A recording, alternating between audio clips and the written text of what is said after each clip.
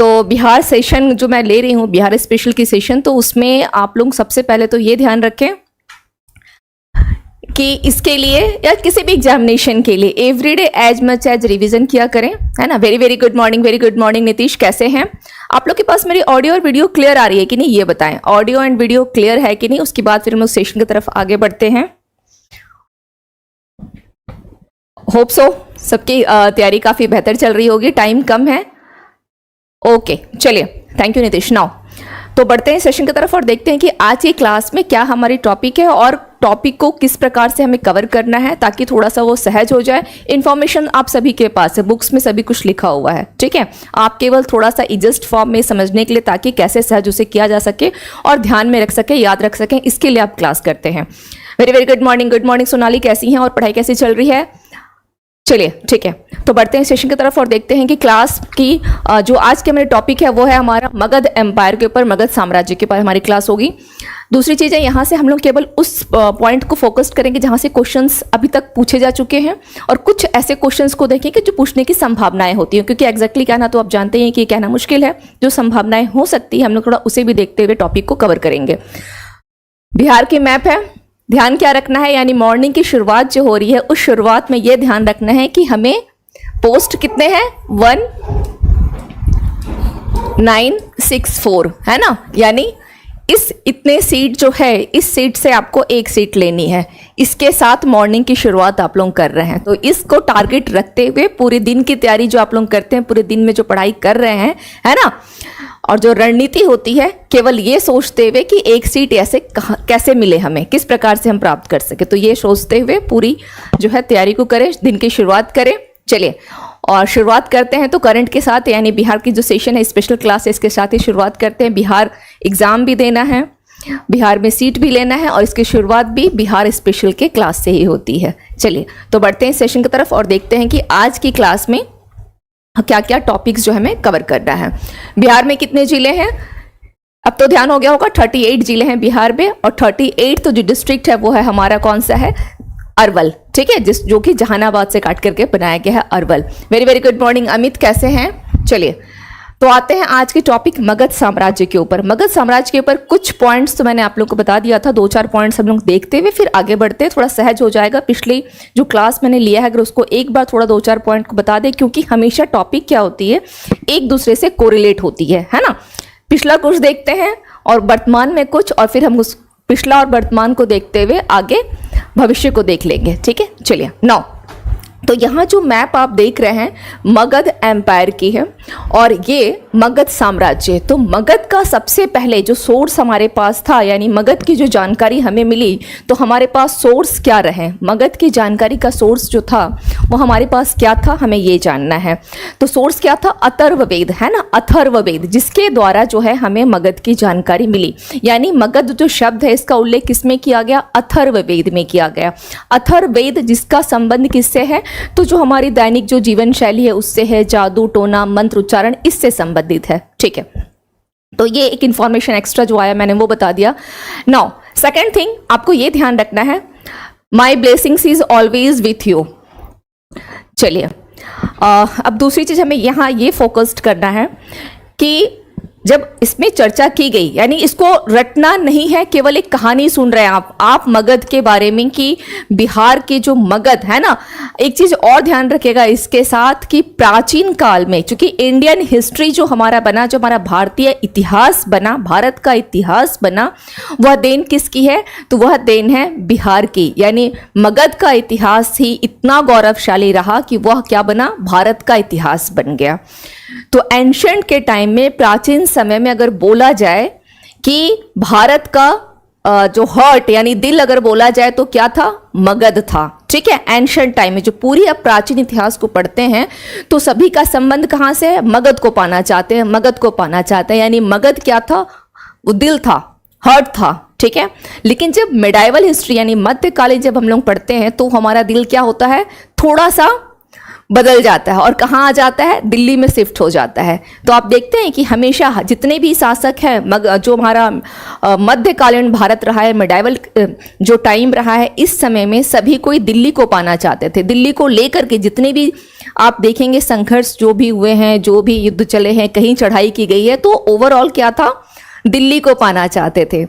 फिर जब हमारा मॉडर्न इंडिया आया है ना, ब्रिटिश का टाइम आया, तो इन लोगों ने क्या किया, दिल कहाँ चला गया, तो ये बंगाल चला गया। तो इसको हमेशा ध्यान रखिएगा कि पूरी एंशियंट हिस्ट्री जो है, I am not talking about only Bihar, I am talking about whole India, ठीक है। तो वो किस पे है, ancient Magadh, medieval Delhi and modern Bengal, इसको ध्यान रखिएगा। नाउ तो मगध साम्राज्य, इस शब्द का सबसे पहले चर्चा अथर्ववेद में मिला, मगध शब्द का। और ये जो पूरा राज्य आप देखते हैं, इसका उल्लेख महाभारत से भी मिलता है। तो महाभारत से कैसे मिलता है, महाभारत में आपने जरासंध का नाम सुना है ना, भीम का नाम भी सुना। तो भीम क्या करते हैं, इनके बीच, इन दोनों के बीच जो द्वंद्व युद्ध होता है, तो ये तो महाभारत काल की घटना है ना। तो इसलिए इसका एक सोर्स महाभारत को भी माना गया। ये केवल कहानी आपको ध्यान रखना है, केवल कहानी है। मैं जानती हूँ कि एंशिएंट हिस्ट्री पढ़ना सभी के लिए बोरिंग होता है, मॉडर्न तो हर कोई पढ़ लेना चाहता है। उसके पीछे दो कारण है कि थोड़ा इंटरेस्टिंग भी लगता है, और दूसरी कारण ये है कि नंबर ऑफ क्वेश्चंस भी वहां से अधिक आते हैं, ठीक है। लेकिन यहाँ से भी कुछ क्वेश्चंस आते हैं, तो ऐसा तो है नहीं कि हमें बिल्कुल नेग्लेक्ट करके जाना है टॉपिक को, इसे भी देखना है। तो कहानी की तरह देखेंगे तो याद रहेगा। और अगर ये सोच के देखेंगे कि बिहार के लिए पढ़ रहे हैं और बिहार में इसको इस हिसाब से कर रहा है कि रट के जाना है, तो फिर वो गड़बड़ है, वो गड़बड़ ना करें, बहुत आसानी से समझ में आ जाएगी। मगध अथर्ववेद में पहली बार इसका चर्चा किया गया, महाभारत में मिला, क्योंकि महाभारत में हम लोगों ने जरासंध और भीम का द्वंद्व युद्ध सुना है। वो जो वर्तमान में जो कुश्ती वगैरह जो आज आप देखते हैं ना, पहलवानी कुश्ती जो होती है, इसकी शुरुआत उसी मल्ल युद्ध द्वंद्व से किया गया था, इसकी शुरुआत वहीं से हुई थी, ठीक है। तो ये कहानी को ध्यान रखिएगा, कहानी है, मैं हिस्ट्री नहीं पढ़ा रही हूँ, कहानी बता रही हूँ। तो ये हो गई। तो उससे क्या हो गया आपके मगध के बारे में, तो क्या रहा, जरासंध का द्वंद्व, ठीक है। तो इससे हमें पता चला कि अच्छा ठीक है, महाभारत भी एक सोर्स है मगध के बारे में बताने का, ठीक है। नाउ और दूसरी चीज, इसकी जो राजधानी रही, मगध की राजधानी, वो कहाँ रही, तो वो रहा आपका राजगृह। ये जो आप देख रहे हैं राजगृह, ठीक है, क्या थी, राजगीर या राजगृह हो गई, या ग्रीवरज हो गया, या ग्रीवरज हो गया। तो ये इसकी राजधानी यहाँ रही, इसको ध्यान रखिएगा। मैप को थोड़ा ध्यान रखिएगा, मैप से बहुत आसान हो जाएगा। मैं बार बार बोलती हूँ कि राजगृह या राजगीर या ग्रीवरज, ये इसकी राजधानी थी। और ये जो आप राजधानी देख रहे हैं ना, ये 5 पहाड़ियों से घिरा था। ये आपको बहुत बार यही पॉइंट्स आपको मिलेंगे, 5 पहाड़ी थी जिससे वो घिरा हुआ था। तो फिर बाद में उसका उस 5 पहाड़ी का जो किलाबंदी वगैरह भी प्राकृतिक रूप से वो था, या एक 1 पॉइंट ऑफ जिसको हम कह सकते हैं फोर्ट टाइप का, ओके। नाउ तो ये हो गई। और ये मगध के बारे में अगर इसका कभी, हालांकि ये क्वेश्चन पूछा नहीं है, संभावनाएं हैं, ध्यान रखिएगा इसको लेकर कि अगर इसकी लोकेशन की बात की जाए, मगध की लोकेशन की, तो नॉर्थ में ये किसको टच कर रहा है, अगर बात की जाए तो कैसे है ये, यहाँ पर क्या है, गंगा नदी है, ठीक है, गंगा नदी, ओके। ऐसे भी अगर आप देखेंगे तो जो हमारा साउथ बिहार, मगध कहाँ है, साउथ बिहार में है, और गंगा नदी बिहार को 2 पार्ट में डिवाइड करती है, north Bihar and south Bihar. तो साउथ बिहार में हमारा है, तो गंगा नदी इसके नॉर्थ में है, यानी इसकी जो देखा जाए सीमा। और अगर ईस्ट की बात की जाए तो यहाँ पर चंपा आ जाएगा, ठीक है, चंपा, चंपा। और वेस्ट में क्या है, सोन नदी, सोन नदी। सोन नदी का उद्गम स्थल कहाँ है, सोन नदी का उद्गम स्थल कहाँ है, और ऑप्शन दे रही हूँ, बिहार के किस जिले से जो सोन नदी है उसका उद्गम हुआ है, बिहार के किस जिले से, ऑप्शन है, आंसर करें। चलिए, और यहाँ पे क्या होगा, विंध्य पर्वत, विंध्य पर्वत, ठीक है, विंध्य पर्वत। तो ये कुछ पॉइंट्स है यहाँ से क्वेश्चंस। और हाँ, एक चीज का ध्यान रखिएगा, कुछ चीजें इजस्ट फॉर्म के लिए मैं बता दूंगी, लेकिन बोर्ड पे अगर कुछ मेंशन है, दैट मीन्स कि क्वेश्चंस आने की संभावनाएं जहां भी रहेंगी, मैं आप लोगों को यहाँ पे क्वेश्चन बोल करके वर्ड जो है मेंशन कर दूंगी, क्वेश्चन इस पे आ सकता है। अभी तक ये क्वेश्चन जो है नहीं पूछा गया है, बीपीएससी ने नहीं पूछा अभी तक, लेकिन इस पे क्वेश्चंस जो है आ सकते हैं, ठीक है। और कल संडे है, तो कल के लिए मैंने अभी तक जितने टॉपिक्स कवर करवाए हैं, 3 से 4 टॉपिक हो गई है, ठीक। चलिए, और आंसर देख लेती हूँ, और भी आंसर करें, रेस्ट ऑफ स्टूडेंट भी आंसर करें कि सोन नदी का जो उद्गम स्थल है, उद्गम है ना, जहाँ से ये निकली इस नदी का, बिहार में कौन सा जिला है, ठीक है। दूसरी चीज़ है, यहाँ पे ये भी ध्यान रखना है, कल की क्लास जो होगी, कल आप लोग थोड़ा ढंग से रिवीजन करके आइएगा। संडे भी है, क्लास में एक बार आप लोग, हालांकि रिवीजन तो एवरीडे करनी चाहिए, बट कल स्पेशली क्योंकि कल मैं कुछ एमसीक्यूज करवाऊंगी, ठीक है। कल कुछ एमसीक्यूज जिस टॉपिक को पढ़ा चुकी हूँ उसी से रिलेवेंट होगी, और प्लस ये भी कोशिश होगी कि उसमें कुछ ऐसे क्वेश्चंस हों जो कि प्रीवियस ईयर बीपीएससी में पूछे गए हैं। ये मेरी टारगेट रहेगी, तो पढ़ के आइएगा, ठीक है। चलिए, मुझे समझ में आ गया कि आंसर जो है रॉन्ग ही आने वाला है। सोन नदी का उद्गम स्थल बिहार में नहीं है, बिहार में नहीं है, ठीक है, बिहार में नहीं है। तो कहाँ है? क्लास के एंड में पूछिएगा, ठीक है, क्लास के एंड में पूछेगा कि कहां पर है, तब बताऊंगी। चलिए क्लास पे आते हैं नाउ। हाँ, तो अब ये हो गई, कंफ्यूज नहीं रहना है, बता दूंगी, लास्ट में बताऊंगी। चलिए, हाँ, ये आ गया। अब यहां पर क्या है, ये हम लोगों ने देख लिया। और ये जो राजधानी है राजगिरी या राजगीर, कालांतर में यही जाकर के क्या बन गया आपका, पाटलिपुत्रा बन गया। कालांतर में यहां से राजधानी कहां से ट्रांसफर हो गई थी, पाटलिपुत्रा। कहां से, यहां से ट्रांसफर होकर के कहां चली गई, पाटलिपुत्र, पाटलिपुत्र, ठीक है, पाटलिपुत्र। यानी मगध की जो, अगर एंशिएंट टाइम में राजधानी देखा जाए, एंशिएंट की जो राजधानी सबसे पहले क्या हो गई, या राजगिरी, राजगीर या आपका ग्रीवरज, और उसके बाद ये पाटलिपुत्र। कुछ टाइम के लिए, फॉर द टाइम बिंग के लिए वैशाली गई थी, वैशाली भी गई है।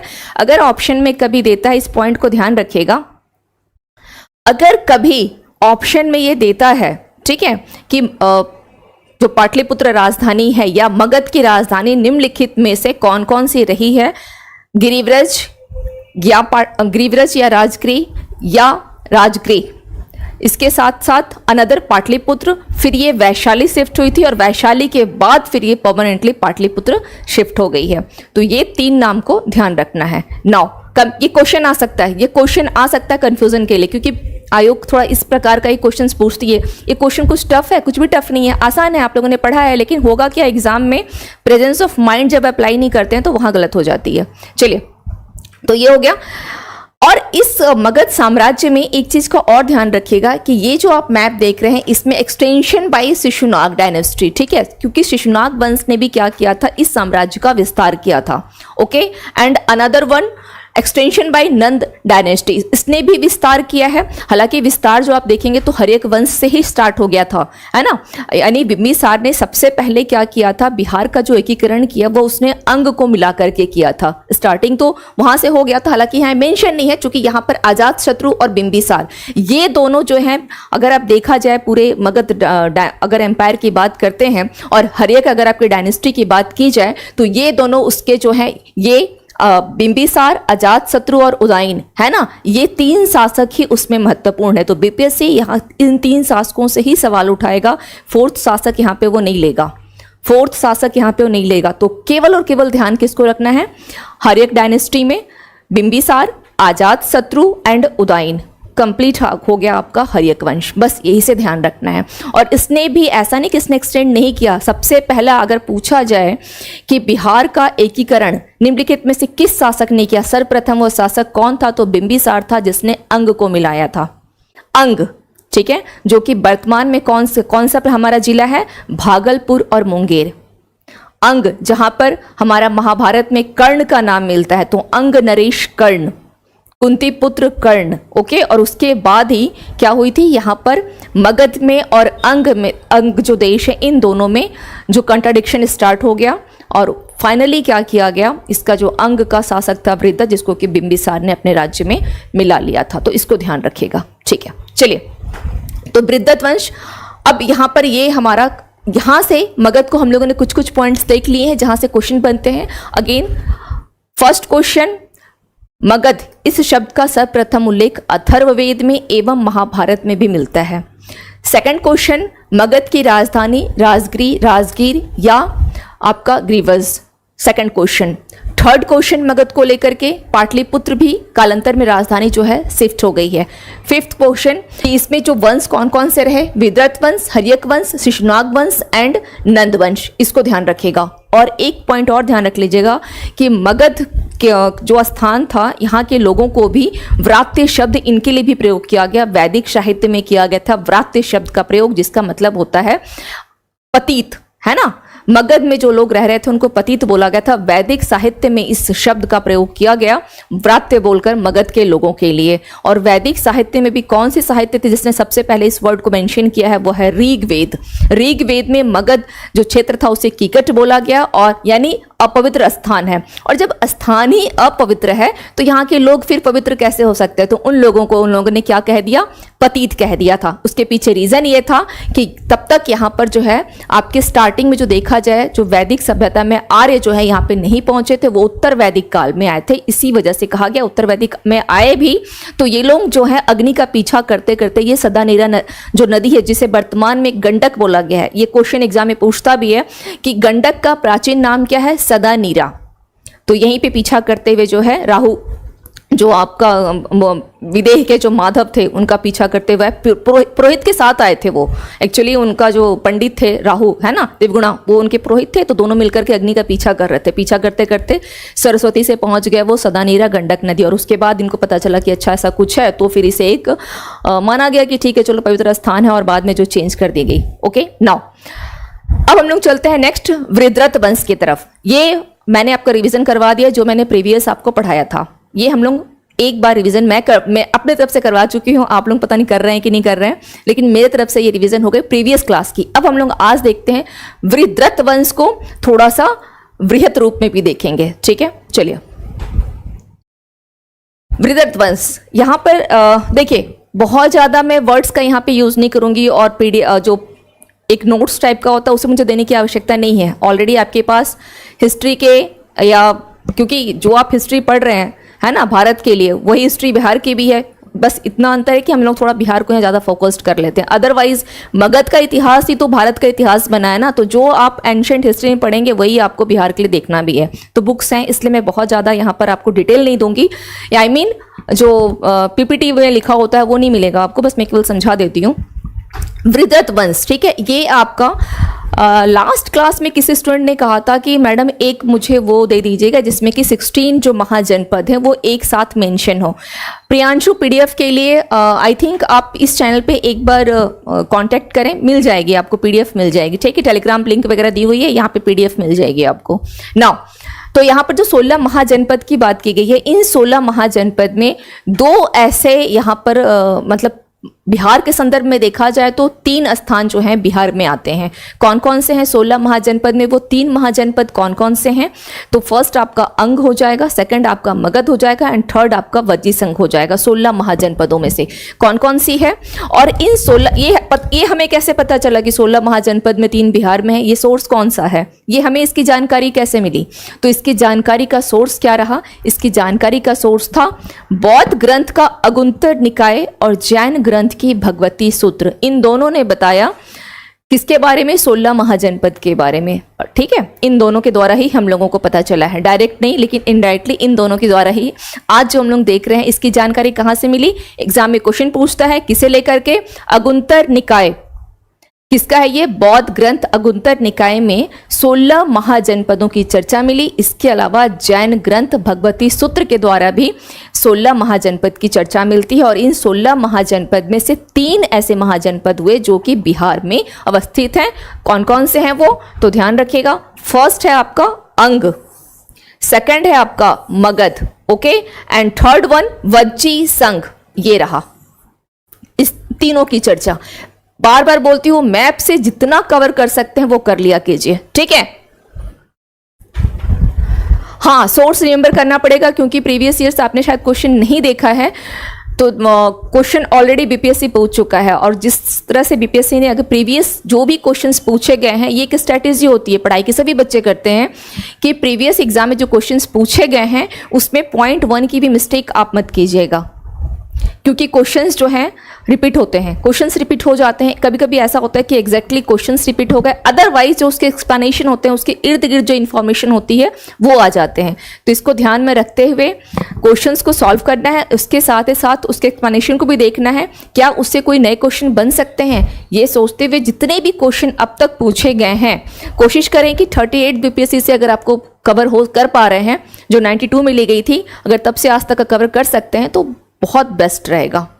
ठीक है, तो सोर्सेस वगैरह ये पूछा गया है। अगुंतर निकाय तो पूछा गया है, भगवती सूत्र पे एक बार यूपीएससी ने क्वेश्चन पूछा है, लेकिन अगुंतर निकाय को बीपीएससी ने भी इस क्वेश्चन को उठाया हुआ है, तो ध्यान रखिएगा। नाउ तो 16 महाजनपद में से ये 3 बिहार में चर्चा। नाउ अब यहां पर जो विद्वत वंश की बात की गई है, सबसे पहले विद्वत वंश को देकर के यहां पर ये ध्यान रखिएगा कि इस वंश, इसकी भी चर्चा, सोर्स क्या रहा विद्वत वंश का, तो महाभारत है ना, क्योंकि जरासंध का नाम आया है ना।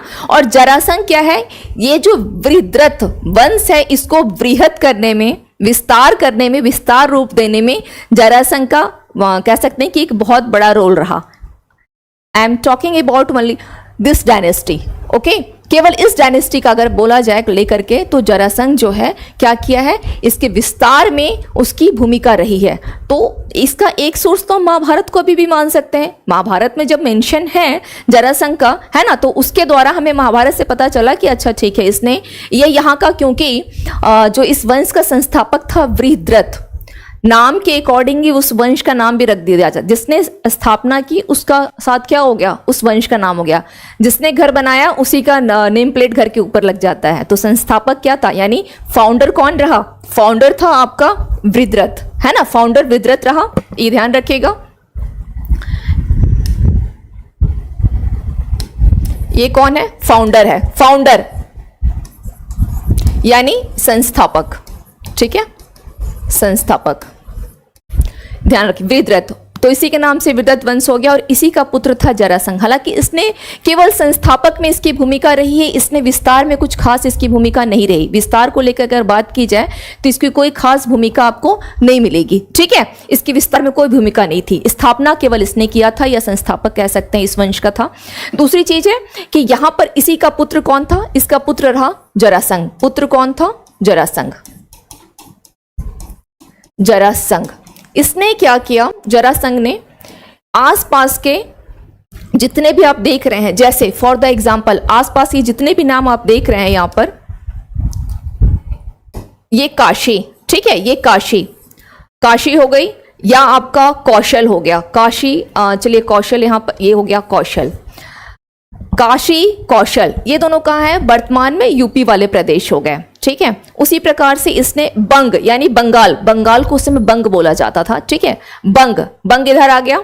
यहां पर ये हो गया बंगाल हो गया, यानी बंगाल, यूपी, एमपी। वर्तमान की अगर मैं बात करूं, समझाने के लिए बता रही हूं कि वृहद्रथ ने क्या किया था, वृहद्रथ के पुत्र जरासंध ने, इसने कुछ ऐसे राज्य उस समय थे जहां के राजाओं को इसने, शासकों को इसने पराजित किया, ठीक है, यहाँ के शासक को इसने केवल पराजित किया था। इसने अब तक क्या किया था, उनको मगध में मिलाने का काम नहीं किया है। मगध में इसने किसी को नहीं मिलाया, केवल वहाँ के शासकों को इसने पराजित किया। इसलिए मैं बार बार बोल रही हूँ कि अगर सर्वप्रथम बिहार को अगर बोला जाए कि मगध में सबसे पहले जो स्टार्ट किया गया एकीकरण, तो वो बिंबिसार ने किया है, ये ध्यान रखिएगा। इसने किसी को नहीं मिलाया, ठीक है, इसने केवल यहाँ के शासकों को पराजित किया। तो वर्तमान में अगर नाम लिया जाए तो कौन कौन सा हो जाएगा, बंगाल हो गई, यूपी हो गया, एमपी हो गया, और प्लस कुछ जैसे कश्मीर हो गया, गंधार था यानी अफगानिस्तान हो गए, पांड्य हो गया। तो ये यहाँ तक है ना, क्योंकि गंधार आप यहाँ देख रहे हैं, यहाँ तक के शासकों को क्या किया, इसने पराजित किया। तो ये एक बहुत बड़ी बात है भाई, आप यहाँ रह रहे हैं, है ना, आप हैं यहाँ पे और पराजित आप यहां तक के शासकों को किए, तो कहीं ना कहीं आपके पास क्या थी, एक विशाल सेना थी, एक विशाल सेना के थ्रू, विशाल सेना थी, लेकिन वो सेना अस्थाई नहीं थी, ये सेना अस्थाई नहीं थी। तो अस्थाई सेना किसके समय में आया, ये भी बिंबिसार, इस काम को भी बिंबिसार नहीं किया है ना, इसलिए उसको सैन्य की उपाधि भी दी गई, सैन्य भी कहा गया, ओके। तो अभी आएगा नेक्स्ट हम लोग जब देखेंगे ना अभी वो हर्यक वंश, तो वहां पे बिंबिसार के बारे में देखेंगे, ठीक है। तो इसको ध्यान रखना। तो इसने क्या किया, ये जितने भी आप देख रहे हैं यहाँ पर, ये जो क्षेत्र आप देख रहे हैं, अवंती वगैरह हो गए, मल्ल वगैरह हो गया, यानी एमपी है ना, यहाँ पर एमपी वर्तमान का अगर बोला जाए, चेदी, मालवा, एमपी, अंग, विदेह, विदेह यानी विदेह का मतलब होता है मिथिलांचल, है ना, मिथिलांचल वाला एरिया, वर्तमान जो मिथिलांचल आप देखते हैं, दरभंगा, मधुबनी, मिथिलांचल क्षेत्र है। तो इसने यहाँ तक क्या किया, यहाँ के शासकों को पराजित किया, लेकिन इसने मिलाने की काम जो है नहीं किया था, इसने मिलाने का काम नहीं किया, इसने विस्तार किया, शासकों को पराजित करके अपने राज्य का विस्तार कर लिया, अपने राज्य का विस्तार कर लिया। तो विस्तार में इसकी भूमिका रही। जरासंध ने क्या किया? राज्य का विस्तार किया। ओके, विस्तार किया। ठीक है, चलिए, तो ये समझ में, यहां पे क्लैरिटी हो गई, समझ में आ गया। ठीक है, अब इसके समय में जो राजधानी कहाँ रहेगी? पाटलिपुत्र तो बाद में जाके चेंज हुई है। तो वृत्रत वंश के समय में राजधानी कहाँ थी? राजधानी राजगीर रही, राजगिरी रही। ओके, MP एंड JN के, हाँ, थोड़ा आप अफगानिस्तान को भी लिख सकते हैं, बिल्कुल लिख सकते हैं वहां पे। ठीक है, समझ लीजिए, जब ये समझ जाएंगे कहीं दिक्कत नहीं आएगी। रटने का जो बुक लेके बैठते हैं बहुत परेशानी होती है, बहुत वो बोरिंग तरह का फील होता है। तो बोरिंग नहीं करना है, इसको बोरिंग नहीं करके यहीं से समझ ले, मैप से समझ लीजिए कि एक ऐसा जरासंध आता है, राज्य का केवल विस्तार करता है, लेकिन इसने किसी भी राज्य को अपने राज्य में नहीं मिलाया, जबकि इसने तो सभी के शासकों को पराजित कर दिया था। चाहता तो अपने राज्य मिला सकता था, पर इसने मिलाया नहीं, केवल विस्तार किया। ठीक है, चलिए, और इस नगर की जब इसने विस्तार किया और इसकी राजधानी कहाँ थी? इसकी राजधानी कहाँ रही? जरासंध के समय में राजधानी थी राजगीर। राजगीर, ठीक है, राजगीर। तो राजगीर में इसने करीब करीब 45 किलोमीटर जो है क्या कर दिया? किलेबंदी कर दी, है ना। किलेबंदी यानी पूरे जो फोर्ट था उसका बंदी कर दिया, बाउंड्री दे दिया उसको, किलाबंदी कर दिया। पूरे फोर्ट को उसने क्या कर दिया? किलाबंदी कर दिया था, है ना। फोर्ट का किलेबंदी कर दिया था। ओके, चलिए, ये हो गई। नाउ कोई डाउट है यहां पर? यहां तक कोई डाउट? समझ में आ रहा है कि नहीं आ रहा है? समझ में आ रहा है कि नहीं है? कोई डाउट है? चलिए, अब इसके बाद जब यहां पर ये कंप्लीट हो जाता है, ठीक है, जरासंध विस्तार नहीं किया है, कॉन्सेप्ट को क्लियर रखिएगा। इसने अपनी 2 पुत्री की शादी भी की थी, शायद उनका नाम कुछ ऐसा था, आस्ती और प्राप्ति पुत्री, ये बता रही हूँ कहानी है। जिसने 2 पुत्री की शादी किससे किया? तो मथुरा का शासक कौन था? वहां का राजा कौन था? कंस, जो कि कृष्ण का मामा था। ठीक है, तो इसने अपनी बेटियों की शादी वहां की, कंस से की। कहानी सुन लीजिए, जब इसने कंस से शादी किया, अब कृष्ण का मामा है, तो अब ये इसका संबंध किससे अच्छा होगा? कंस से अच्छा होगा या कृष्ण से अच्छा होगा? यानी अगर बात की जाए कि इसका प्रमुख शत्रु कौन होगा और प्रमुख इसका मित्र कौन होगा, बताएं क्या कौन हो सकता है? जाहिर सी बात है, कंस का दामाद हो गया भाई, वो है ना, वो दामाद बन गया, तो उससे उसके अच्छे संबंध हो गए, प्रमुख मित्र हो गया। लेकिन इसका शत्रु कौन बन गया? कृष्ण बन गया। ठीक है, जरासंध का। जबकि इसने मथुरा की कहानी बता रही हूं, मथुरा की। ठीक है, और इसने मथुरा पर 17 टाइम्स इसने चढ़ाई किया, 17 बार इसने चढ़ाई किया है मथुरा पर, 17 बार इसने चढ़ाई किया। ठीक है, लेकिन जितनी बार भी इसने चढ़ाई किया, क्या हाथ लगी? विफल। जहां कृष्ण है वहां पर अगर नियत अच्छी ना हो तो क्या सफल हो सकता है ना। जहां कृष्ण खुद खड़े हैं, तो ऐसा मतलब ये कहानी रहा कि ये बार बार जो है विफल हो गया। फिर फाइनली जो आप महाभारत वाला जो आप देखते हैं ना, महाभारत में जो मल्ल युद्ध होता है, कुश्ती जो आज वर्तमान में है ना, कुश्ती जो आप देख रहे हैं, लोग खेल रहे हैं, इसकी शुरुआत वहीं से हुई थी। फिर कृष्ण की ही सहायता से भीम ने क्या किया? मल्ल युद्ध में लिया और इसे पराजित किया। पराजित करने के साथ साथ वहां पर इनका काम तमाम कर दिया, है ना, वहां पर इनका काम को तमाम कर दिया। समझ में आया? काम तमाम का मतलब होता है ऊपर पहुंचा दिया, यानी इसकी हत्या कर दी। फिर बाद में इसका पुत्र एक सहदेव है, वो शासक बना, और मतलब ये अगर आप देख के चलें तो शासक बना ठीक है, लेकिन उसमें कुछ ऐसा खास नहीं किया जो इतिहास में उसके बारे में मेंशन किया जाए।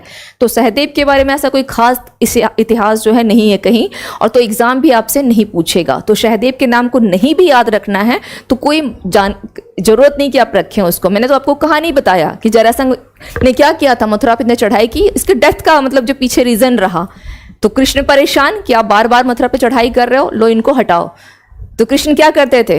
डायरेक्ट तो जाएंगे नहीं, किसी न किसी को माध्यम बना देना है। तो भीम को माध्यम बनाया, युद्ध हुआ, भीम ने पहुंचा दिया ऊपर, काम इनका खत्म हो गया। इनके बाद जो इनका शासक कुछ खास उसने किया नहीं, तो ये वंश जो है यहाँ पर क्या हो गया, मतलब इनके जो क्या कह सकते हैं, जो आगे इनका शासक रहा, इनके जो पुत्र वगैरह वे कुछ खास किए नहीं, तो उसके बाद यहाँ पर एक रिपुंजय नाम मिलेगा। ठीक है, अंतिम शासक यहाँ पर इस वंश का, उसको ध्यान रख लीजिए, अंतिम शासक।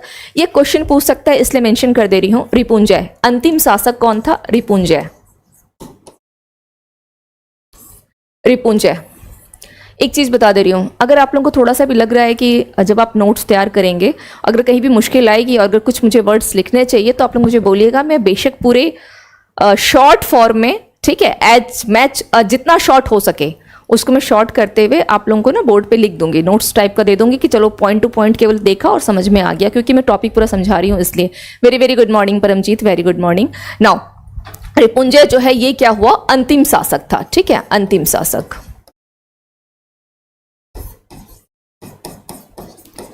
अंतिम शासक था और इस अंतिम शासक को इसका जो दरबारी एक मंत्री था, उसका दरबारी मंत्री था, क्या नाम था उसका? पुल्लक।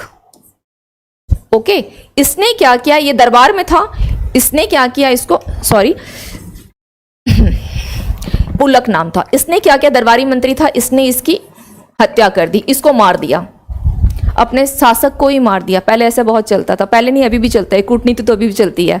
स्वरूप चेंज हो गया है, नेचर चेंज हो गई है। बाकी पॉलिटिक्स में, पॉलिटिक्स ही क्या है? एक कूटनीति जिसको कहते हैं, कूटनीति ना हो तो पॉलिटिक्स हो ही नहीं सकती है। ठीक है, तो इसने इसको मार दिया। जब इसने जो कहते हैं जो करोगे वही पाओगे, तो पुलक ने जब इसको मारा तो, और अपने बेटे को इसने क्या किया? अपने बेटे को शासक बना दिया। ठीक है, तो इसका जो मंत्री रहा, इसका जो मंत्री था उसका नाम था महिये। इसने भी सेम यही चीज किया, इसने भी क्या किया? इसको मार दिया, ये दोनों बाप बेटे को मार दिया। उसने केवल किसको मारा? उसने केवल किसको मारा? रिपुंजय को मारा। और इसने क्या किया? बाप को भी मार दिया, बेटा को भी मार दिया। किसने? महिये ने। और अपने बेटे को जो केवल 15 साल का था उसको राजगद्दी पे बैठाया और जिसका नाम था बिंबिसार। बिंबिसार। और यहीं से मगध का जो है उत्कर्ष, विस्तार, ये आरंभ हो जाता है। यहीं से क्या होता है? इसका उत्कर्ष और विस्तार जो है यह आरंभ हो जाता है, ये बिल्कुल शुरू हो गई है।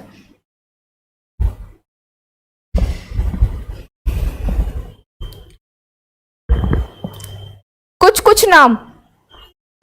नाम, इतने नाम याद नहीं रहेंगे। अगर आपने लाइफ में पूछा जाए रागनी इतने नाम, 2-4 नाम हैं, बता देती हूँ। वृद्धृत वंश, वृद्धृत वंश में तो याद ही नहीं करना है। क्यों? क्योंकि नाम जिसका है उसी ने उसका स्थापना किया। दूसरा नाम एक जरासंध का है। जरासंध तो ऐसे भी याद रहेगा भाई, भीम के साथ इतनी कहानी आप लोगों ने सुना है ना। लोग ऐसे भी डेली लाइफ के जो होती है उसमें एग्जाम्पल दे देते हैं भीम और जरासंध का। तो ये नाम तो ऐसे ही केवल 2 नाम इसमें याद रखना, और एक तीसरा रिपुंजय। कहानी यहाँ खत्म हो गई। वृद्धृत याद नहीं करना है, नाम ऑलरेडी मेंशन है, वंश है तो उसका नाम वही है। जरासंध और रिपुंजय 2 नाम है। आपका नाम तो खुद ही आर से रागनी है, तो रिपुंजय तो ऐसे ही याद रह जाएगा। R for Ragini, R for Ripunjay, अब तो याद रहेगी, है ना। और जब आप इस नाम को याद करेंगे तो मैं भी याद आ जाऊंगी उस समय में। ठीक है, तो इतना ध्यान रखिएगा। चलिए, बहुत आसान है, कहानी खत्म हो गई वृद्धृत वंश की। इसके बाद अब कोई कहानी नहीं है, ये कहानी खत्म। पुलक वगैरह को याद रखने की आवश्यकता नहीं है, ये तो मैंने आपको समझाने के लिए बताया है कि पुलक ने क्या किया। इसका मंत्री था, उसने इसको मार दिया। और पुलक का ही मंत्री था महिये, इसने भी सेम वही काम किया। पुलक बाप बेटे दोनों को मार करके अपने बेटे बिंबिसार को बैठा दिया गद्दी पे, जो केवल उस समय 15 साल का। तो सोचिए 15 साल का बच्चा गद्दी पे बैठा हुआ है ना। और आज लोग कितने एज निकल जाते हैं, कुछ खास उपलब्धि बहुतों की नहीं हो पाती है। ओके, ठीक है, चलिए। तो ये आपका कंप्लीट हो गया वृद्धृत वंश। ये वृद्धृत वंश कंप्लीट हो गया। जितने भी क्वेश्चंस यहाँ से बन सकते हैं मैंने आप लोग को बता दिया है, जितने भी क्वेश्चंस बन सकते हैं। अगर थोड़ा भी लगे कि यहाँ डाउट कुछ हो रहा है, कुछ भी डाउट हो रही है, मैं बार बार बोलती हूँ, आप लोग कमेंट सेक्शन में मैसेज कर दिया करें। मैं बाद में देख करके आप लोगों का रिप्लाई जो है लाइव क्लास में दे दूंगी, डाउट अगर होती है तो। Now come to the next. Screenshot लेना चाहते हैं तो ले लें, स्क्रीनशॉट ले लेंगे, ज़्यादा सही रहेगा। जो वर्ड्स लिखे हो एक बार देख लीजिएगा, और अपने नोट्स में अगर कुछ मेंशन बाई चांस करना होगा तो आप कर सकते हैं, स्क्रीनशॉट ले लें। ठीक है, वैसे ये मैप मुझे लग रहा है आप देखेंगे तो सर्च करेंगे गूगल वगैरह सब कुछ मिल जाती है, तो ज़्यादा आसान रहेगा, इसको समझ के करेंगे। लेकिन मैप का सहारा जरूर लीजिएगा। ठीक है, मैप के सहारे से ही कीजिएगा, ये ध्यान जरूर रखिएगा कि मैप के सहारे से के साथ ही आपको इसको कवर करना है। ओके,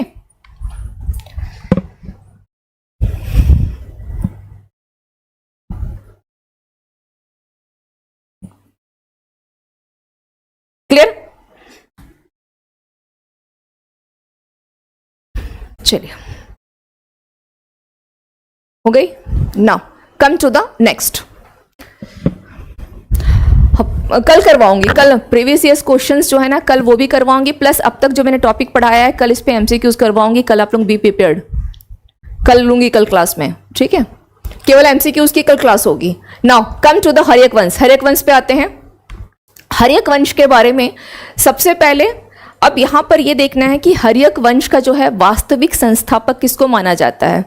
हर्यक वंश का वास्तविक संस्थापक किसको माना जाता है? हर्यक वंश में केवल 3 नाम याद रखना है रागनी। हर्यक वंश में केवल 3 नाम, बिंबिसार, अजातशत्रु, उदयन, केवल 3 नाम है, ठीक है? नाउ तो ये हो गया हर्यक वंश। हर्यक वंश में आप यहां आ जाएं। इसका वास्तविक संस्थापक क्वेश्चन पूछता है, लिख लें इसको, वास्तविक संस्थापक।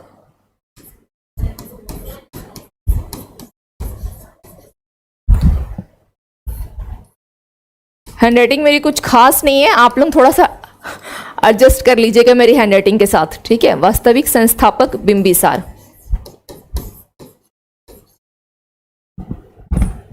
Bimbisara, okay, Bimbisara.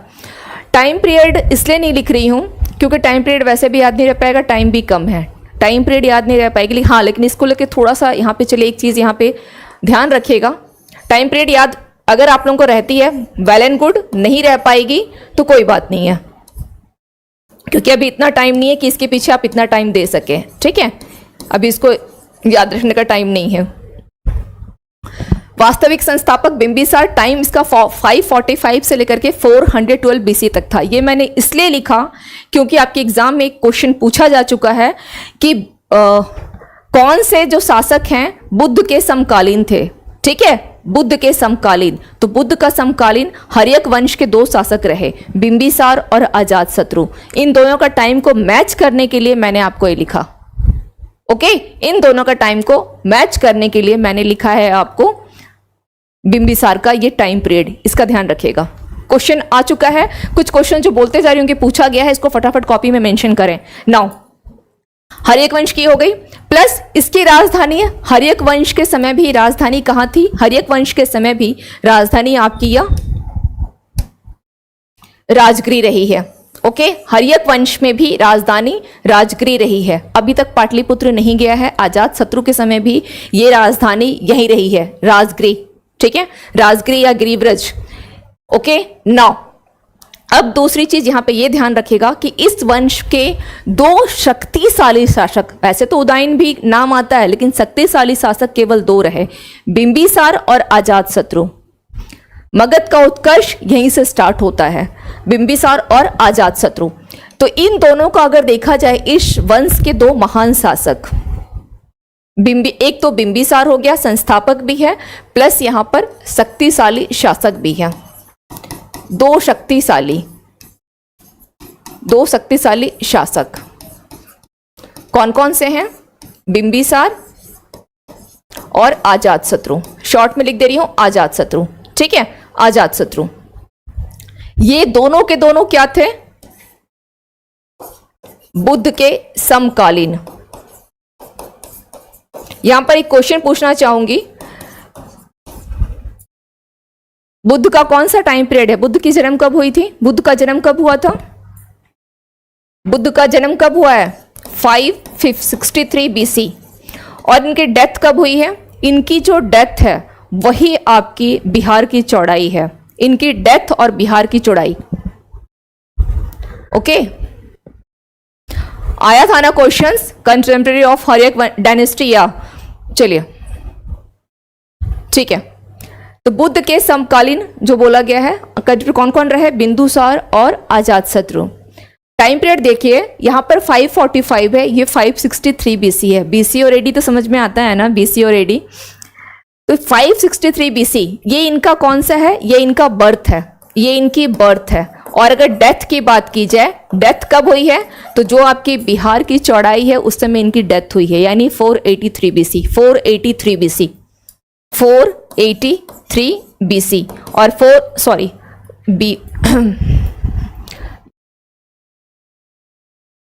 483 BC, 483 BC. और बिहार की चौड़ाई कितनी है? 483। लंबाई कितनी है? मैंने क्लास में बहुत सहज तरीका बताया था, लंबाई को याद रखिएगा, 345 किलोमीटर लंबाई है और चौड़ाई आपकी कितनी है? 483 किलोमीटर, जो कि आपकी महात्मा बुद्ध का डेथ का टाइम भी है। तो ऐसे इसको ध्यान रखिएगा। चलिए ठीक है, अब इन दोनों टाइम पीरियड को अगर मैच करते हैं इसके साथ, वहीं अगर इस टाइम पीरियड को देखें, ये मैच कर जाएगा तो समकालीन हो गए, ये समकालीन हो गए। ठीक है, चलिए नाउ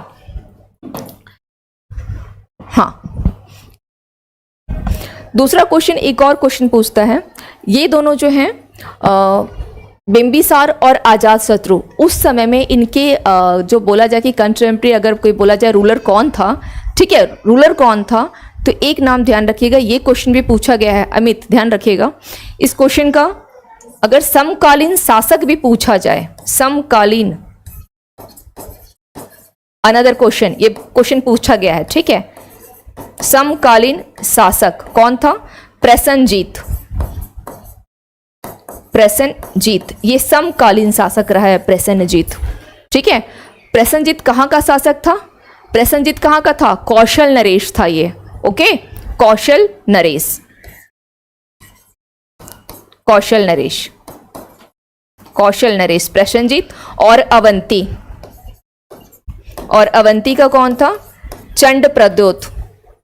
ऐसे भी ध्यान रखिएगा क्योंकि बिंबिसार ने अवंती के साथ बहुत अच्छा संबंध नहीं होने पे भी उसने अपने जो जीवक है ना, कह सकते जो चिकित्सक था, अपने दरबार का चिकित्सक था, उसको उसने कहाँ भेजा था? चंड प्रद्योत के पास भेज दिया था। उसके बाद चंड प्रद्योत को लगा कि देखो संबंध अच्छे नहीं है, फिर भी उसने इतनी अच्छी दोस्ती निभाई है, तो संबंध जो है अच्छे हो गए, संबंध फिर अच्छे भी हो गए। तो ये ध्यान रखिएगा।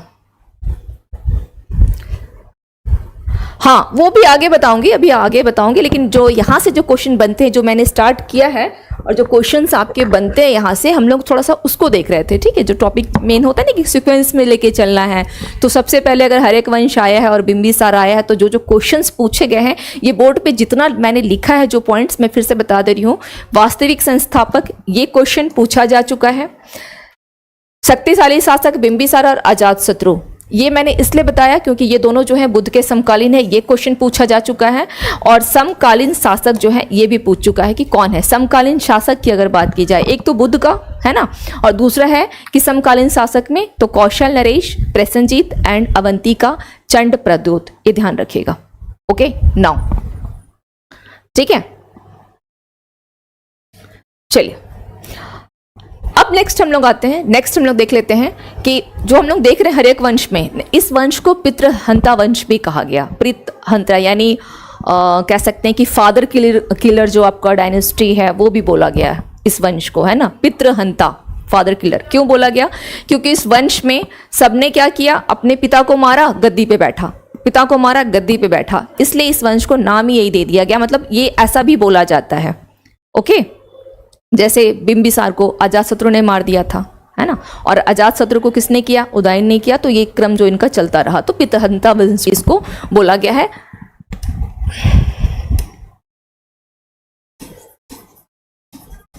पितृहंता वंश यानी फादर किलर।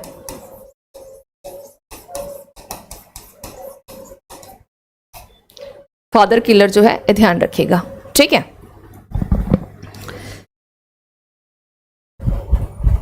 चलिए अब हम लोग चलते हैं किस पे? बिंबिसार के पॉइंट पे आते हैं।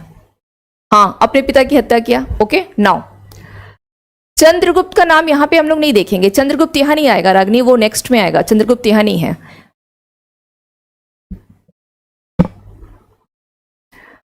क्राइम पेट्रोल नहीं देखते हैं? क्राइम पेट्रोल देखेंगे तो ये केवल हिस्ट्री नहीं है, ये वर्तमान में भी है। अमित, क्राइम पेट्रोल वगैरह सीरियल अगर कभी देखते होंगे तो कुछ रियलिटी जो दिखाई जाती है तो ये केवल अतीत नहीं है, वर्तमान है। This is not only in past, it happens in present also. Okay now, चलिए नाउ बिंबिसार पे आते हैं। यहां तक अगर आप लोग स्क्रीनशॉट लेना चाहें तो ले लें, क्योंकि कुछ पॉइंट्स मैं बताऊंगी तो मैं इसे हटा रही हूं। स्क्रीनशॉट ले लें इसका, लेना चाहते हैं तो। बिंबिसार कि पिता का नाम क्या था? मय्य था, मय्य है ना। मय्य ने इसे कितने साल में, बिंबिसार को, तो 15 वर्ष की उम्र में क्या किया था? गद्दी पे बैठाया था। फटाफट लें, चलिए। बिंबिसार,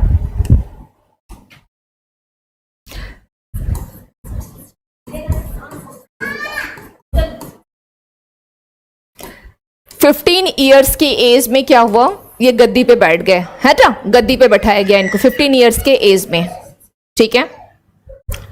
ये बौद्ध धर्म को मानते थे। इन्होंने बौद्ध धर्म को मानना यानी ग्रहण कर लिया था। बौद्ध धर्म को इन्होंने क्या किया था? ग्रहण कर लिया था। बौद्ध धर्म, बौद्ध धर्म को इन्होंने ग्रहण किया था। ये क्वेश्चंस जो हैं आते हैं, बौद्ध धर्म वगैरह को ग्रहण किया था, ठीक है। और मैंने बार बार कहा कि मगध के उत्कर्ष का जो शुरुआत हुआ वो यहीं से हुआ, ठीक है। दूसरे पॉइंट लिख लें, दूसरी पॉइंट लिखें, मगध के उत्कर्ष, ठीक है। प्रारंभ कहां से? तो इनके द्वारा, बिंबिसार के समय से हुआ, प्रारंभ यहीं से हो गया। ओके, चलिए। अब इनको शक्तिशाली शासक बोला गया। शक्तिशाली शासक तो बोला ही गया। क्यों बोला गया? क्योंकि ये क्या थे? इन्होंने कूटनीति का सहारा लिया, कुछ अपनी राजनीति चला दी, है ना, कुछ दिमाग से काम किया और साम्राज्य का विस्तार किया, इसलिए इनको बोला गया शक्तिशाली शासक। तो इन्होंने क्या किया? जो कूटनीतिज्ञ, जो इनका जो बुद्धि रही कूटनीति की, कूटनीति के तहत इन्होंने क्या अप्लाई किया? कूटनीति के तहत इन्होंने वैवाहिक संबंध, वैवाहिक संबंध, तो किसके साथ किया वैवाहिक संबंध? वैवाहिक संबंध जो इन्होंने किया, है ना, विवाह का संबंध स्थापित कर लिया कि विवाह वहां कर लूंगा तो क्या होगा? दहेज में कुछ ना कुछ तो मिल जाएगा, है ना। आज भी बनी हुई है यही सिचुएशन, आज भी बनी हुई है। इनके फादर का नाम मह्य है। जस्ट ए मिनट में लिख देती हूं फादर का नाम, चलिए यहां लिख दे रही हूं।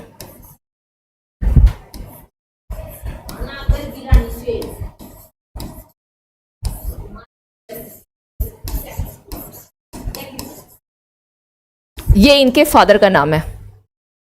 ओके, अब देखिए यहां पे क्या होता है। यहां पे क्या होता है, इस जगह जब इन्होंने विवाह किया तो इन्होंने सबसे पहले विवाह कौशल नरेश प्रसेनजीत, ठीक है। कौशल नरेश कौन थे? प्रसेनजीत। सबसे पहला विवाह, क्वेश्चन आपके एग्जाम में यहां से आता है, ये जो कूटनीति वाला है यहां से तीनों के ऊपर जो है क्वेश्चन बनते हैं। तो पहला विवाह कौशल नरेश, प्रसेनजीत की पुत्री कौन थी? सॉरी, बहन प्रसेनजीत की कौन थी? कौशला,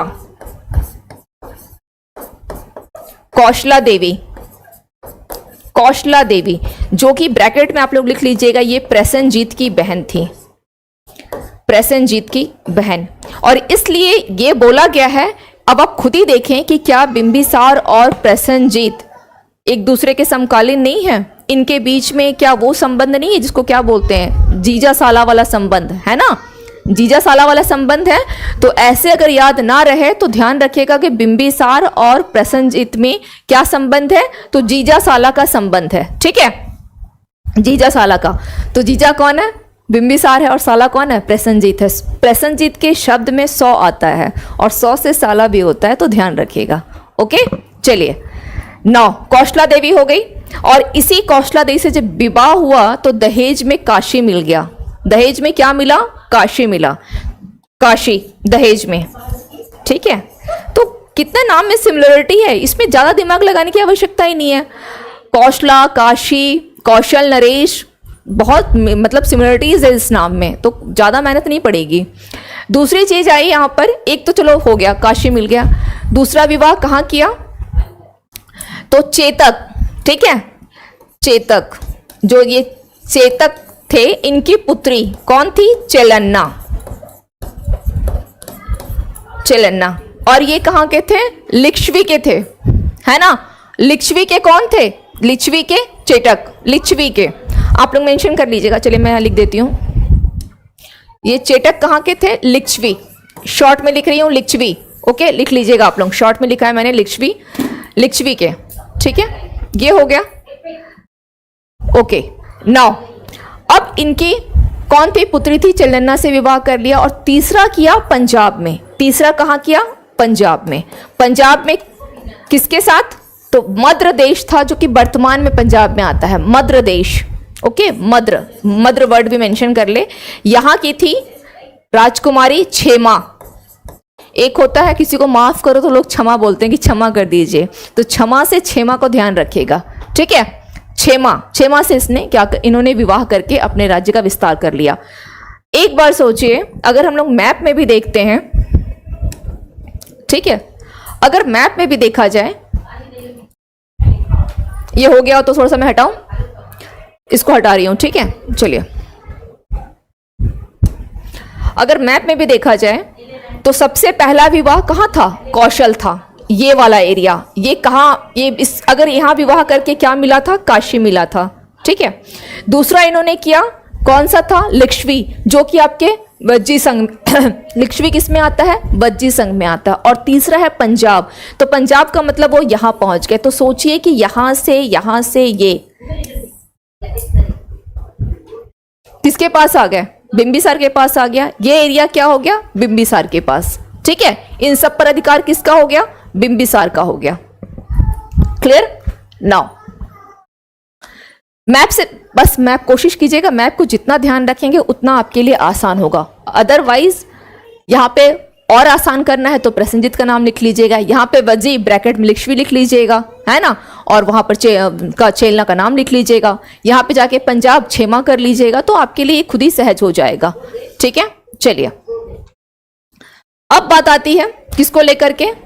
ये हो गया नेक्स्ट पॉइंट जो बिंबिसार को लेकर के, ये आप अवंती देख रहे हैं, ठीक है। अवंती के शासक कौन थे? अवंती का शासक कौन थे?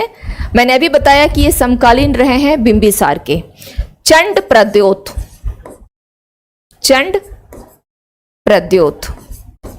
ठीक है, ये अवंती के शासक थे। इनके साथ भी इनका क्या हुआ? एक खुद तो यहां थे और यहां पर ये युद्ध कर रहे हैं। यहां पे क्या कर रहे हैं? युद्ध कर रहे हैं। संबंध अच्छे नहीं रहते, आपस में नहीं बन रहा था इनका। ये जो पड़ोसी थे, इन पड़ोसी के साथ इनका सही नहीं था, क्योंकि इनके मन में क्या था कि हमें क्या करना है, जितना अधिक से अधिक हो सके, जितने भी हमारे मतलब जनपद वगैरह हैं सबको अपने में ले लो, लालच था मन में। तो संबंध अच्छे नहीं चल रहे थे, ठीक है। यहाँ शादी की बात नहीं बन पाई, अब 3 शादी तो कर चुके हैं, शादी की बात यहाँ नहीं बन पाई, तो चलिए अब चलता रहा इनका। तो यहाँ पे जब ये बीमार पड़ गए, ठीक है, ये बीमार पड़ गए। बिंबिसार होशियार थे, इन्होंने क्या किया, अपने जो राज दरबार में चिकित्सक थे, है ना, जीवक, क्वेश्चन पूछता है, जीवक को लेकर के क्वेश्चंस आते हैं जीवक के ऊपर कि किसके राज दरबार में थे, जीवक किसके राज दरबार में थे, क्वेश्चन पूछा जाता है बिंबिसार के। किसके पास गए थे? तो ये चंड प्रद्योत के पास चले गए, ठीक है, इनका उपचार करने के लिए, जो इनके राजवैद्य थे, यानी चिकित्सक, राजवैद्य, जो भी आप समझे, ठीक है। इनको कहाँ भेज दिया? अवंती। अवंती का मतलब वर्तमान का उज्जैन भेज दिया, ठीक है, उज्जैन। अवंती का मतलब वर्तमान का उज्जैन, यहां पर भेज दिया। अब जब यहां पर भेज दिया तो क्या हो गए? संबंध अच्छे हो गए, संबंध यहां से अच्छे हो गए, ठीक है, उज्जैन से संबंध जो है अच्छे हो गए। Okay, clear? चलिए, तो ये क्वेश्चन जो है यहां से बनते हैं, मैंने वो पॉइंट को मेंशन कर दिया है। अब नेक्स्ट आते हैं अंग, ठीक है, अंग के ऊपर। अंग जो कि आपका यहां पर मेंशन है, अंग को देखते हैं, ठीक है। अंग, इस अंग का अंतिम शासक था बृहदत्त।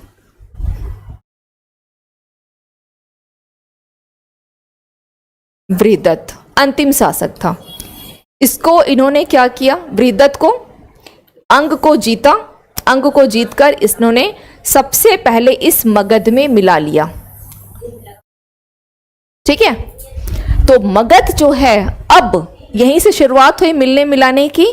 तो मगध को अगर आप थोड़ा सा ध्यान दीजिएगा, थोड़ा सा ध्यान देंगे, बोरिंग मत फील कीजिएगा। अगर बोरिंग लगे तो बोलिएगा, मैं क्लास को एंड कर दूंगी, ठीक है। अगर बोरिंग, क्योंकि बोरिंग लगेगा जबरदस्ती पढ़ाई मत कीजिएगा, और बहुत फ्रिक्वेंटली बोलिएगा, ऐसा नहीं है कि विदाउट एनी हेजिटेशन, अगर बोरिंग लगे तो, तो अब तक आपने देखा, अब तक क्या होता आया,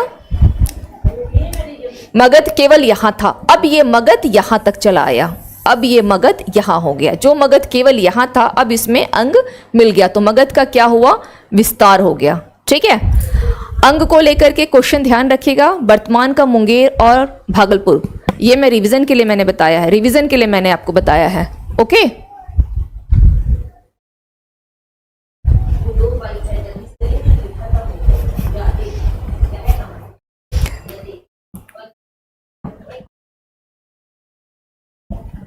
पूरे क्लास में आपको केवल एक क्वेश्चन एक क्वेश्चन लगा पूछना चाहिए कि लव मैरिज हुई थी या अरेंज मैरिज। हाँ, लव मैरिज में दहेज का कॉन्सेप्ट तो नहीं होना चाहिए। अगर दहेज का कॉन्सेप्ट है लव मैरिज में तो फिर वो लव तो है ही नहीं, वहां पे, वहां तो लव है ही नहीं। चलिए नाउ, ठीक है, अंग। ओके, चलिए, तो ये इसका विस्तार हो गया। मैं भी भूल गई कि क्या पढ़ा रही थी। नाउ अब यहां पे क्या देखेंगे, मगध में मिलाया और ठीक है, ये हो गया। और यहाँ का अंग, हाँ, अंग को जब उसने मिलाया तो अंग में यहाँ पे उसने किसको बनाया था, अजात शत्रु को। ठीक है, अजात शत्रु, अजात शत्रु को यहाँ का क्या कर दिया, प्रांतपति बना दिया, यानी उपराजा बना दिया। अब मगध में तो मिला लिया, लेकिन यहां पर उपराजा किसको बनाया, उपराजा या प्रांतपति, प्रांतपति अजात शत्रु था। इस फॉर्मेट को समझ लीजिएगा। ठीक है, इसको बना दिया। यहां तक बात क्या हो गई, खत्म हो गई। अब सवाल आता है अजात शत्रु के ऊपर। अब सवाल किस पर आया, अजात शत्रु। आखिर अजात शत्रु कैसे शासक बन गया, ये तो अंग में था, है ना, अंग में था। तो नेक्स्ट ध्यान रखिएगा कि इस वंश को पितृहंता वंश कहा गया। बिंबिसार ने क्या किया, बहुत अच्छा काम किया। इसने अपने जो बड़ा बेटा था दशक, ठीक है, दशक को इसने मगध का राजा बनाया कि चलो अब तुम सत्ता संभालो। अजात शत्रु को ये बात अच्छी नहीं लगी, है ना, अजात शत्रु को ये बात नहीं पसंद आई। वो क्या किया, अंग से निकल करके, अंग से वहां से भाग के आया और आकर के इसने क्या किया, बिंबिसार को मारा और खुद वो क्या कर लिया, यहाँ पे जो है राजगद्दी पे बैठ गया। ठीक है, यहाँ पे जो है मगध का यह उत्तराधिकारी घोषित इसको किया गया। जबकि दशक घोषित दशक हुआ था, लेकिन इसने क्या किया, बिंबिसार को मारा और खुद आकर के यहाँ का वो शासक जो है बन बैठा। तो यही, इसीलिए इस वंश को पितृहंता वंश जो है कहा जाता है। तो ये यहाँ पर है। ओके, ओके, समझ में आ गया। चलिए,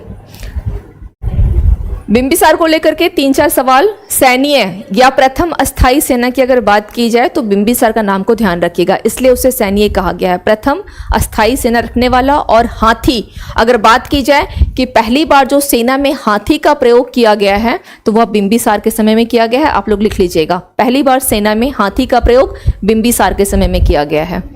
ओके, इस पॉइंट को आप लोग लिख लें, क्योंकि सभी पॉइंट्स को यहाँ लिखना मेरे लिए मुश्किल हो जाएगा ना। ओके, चलिए, तो ये हो गई आपकी बिंबिसार खत्म। अजात शत्रु पे आते हैं। अजात शत्रु,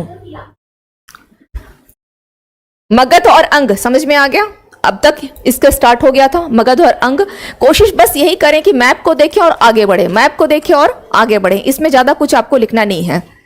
कॉन्सेप्ट क्लियर हो गई, ठीक है, कॉन्सेप्ट क्लियर होना चाहिए। किसने किया है मैसेज, अच्छा रागनी आपने किया, मुझे लगा क्या नाम है उनका जिसने अभी किया था, लव मैरिज या अरेंज मैरिज, उनका क्या नाम है, इसने लव मैरिज या अरेंज मैरिज की बात की थी, क्या नाम था उनका अभी, प्रवेश। ओके, चलिए, नाउ ये हो गई। नेक्स्ट अब आते हैं अजात शत्रु। अजात शत्रु का जो बचपन का नाम था ना, कुणिक बोला गया है अजात शत्रु के बचपन का नाम को, यानी निक नेम इनका कुणिक था, कुणिक। ये जो उटपटांग क्वेश्चन है ना, ये कभी कभी एग्जाम में देता है। ये सब बेतुके क्वेश्चन होते हैं कि बचपन का क्या नाम है, इसका कहीं कोई रोल नहीं है, लेकिन कभी कभी के लिए। हाँ, डेली क्लास होती है इस टाइम पे डेली क्लास होती है, कुणिक। ओके, नाउ अब दूसरी चीज, अजात शत्रु बुद्ध के समकालीन है, इसको दिमाग में बिल्कुल फिट कर लीजिएगा। 1 महीने के बाद ही पेपर देना है, भूलिएगा नहीं। अजात शत्रु बुद्ध के समकालीन है, अगर इनकेस क्वेश्चन आता है तो। इन्होंने क्या किया, इनकी कहानी ये रही कि जहां कौशल मिल गया था, कौशल क्या था, कौशल जो है, कौशल के जो शासक थे प्रसेनजीत, उन्होंने क्या किया, काशी दे दिया था, काशी तो मिल गई थी, है ना, कि चलो काशी दहेज के रूप में मिल गया था। लेकिन जब इन्होंने अजातशत्रु ने बिंबिसार को मार दिया तो प्रसेनजीत को लगा कि अरे इसने तो मेरे जो जीजा थे उनको हत्या कर दी, है ना, प्रसेनजीत को। तो प्रसेनजीत ने गुस्से में क्या किया था, काशी ले लिया था, काशी ले लिया था। और अजातशत्रु भी कम नहीं, इसे जो चीज़, क्योंकि इनको जो महान शासक आज बोला जा रहा है इतिहास में, है ना, एक महान शासक ही तो बोला जा रहा है, तो इनको जो याद किया जा रहा है तो इनकी सर्वश्रेष्ठ कार्यों के लिए, तो सर्वश्रेष्ठ कार्य में था जो मगध का विस्तार किया। कहानी सुन लीजिएगा, केवल कहानी। तो प्रसेनजीत ने काशी को ले लिया था, क्यों? क्योंकि उसने अपने पिता की हत्या की थी। अजातशत्रु के बाद अच्छी नहीं लगी, उसने क्या किया, जो प्रसेनजीत था उसके साथ शुरू कर दिया, मतलब लड़ाई करता रहा, इनके बीच युद्ध हुआ, प्रसेनजीत पराजित हो गया। पौ से प्रसेनजीत और पौ से पराजित, प्रसेनजीत पराजित हुआ। फाइनली उसे संधि करना पड़ा, संधि करना पड़ा, वरना ये फिर कौशल को भी हड़प लेता। संधि किया तो संधि ये हुई कि जो प्रसेनजीत की पुत्री थी वाजीरा, ठीक है, प्रसेनजीत की पुत्री थी वाजीरा,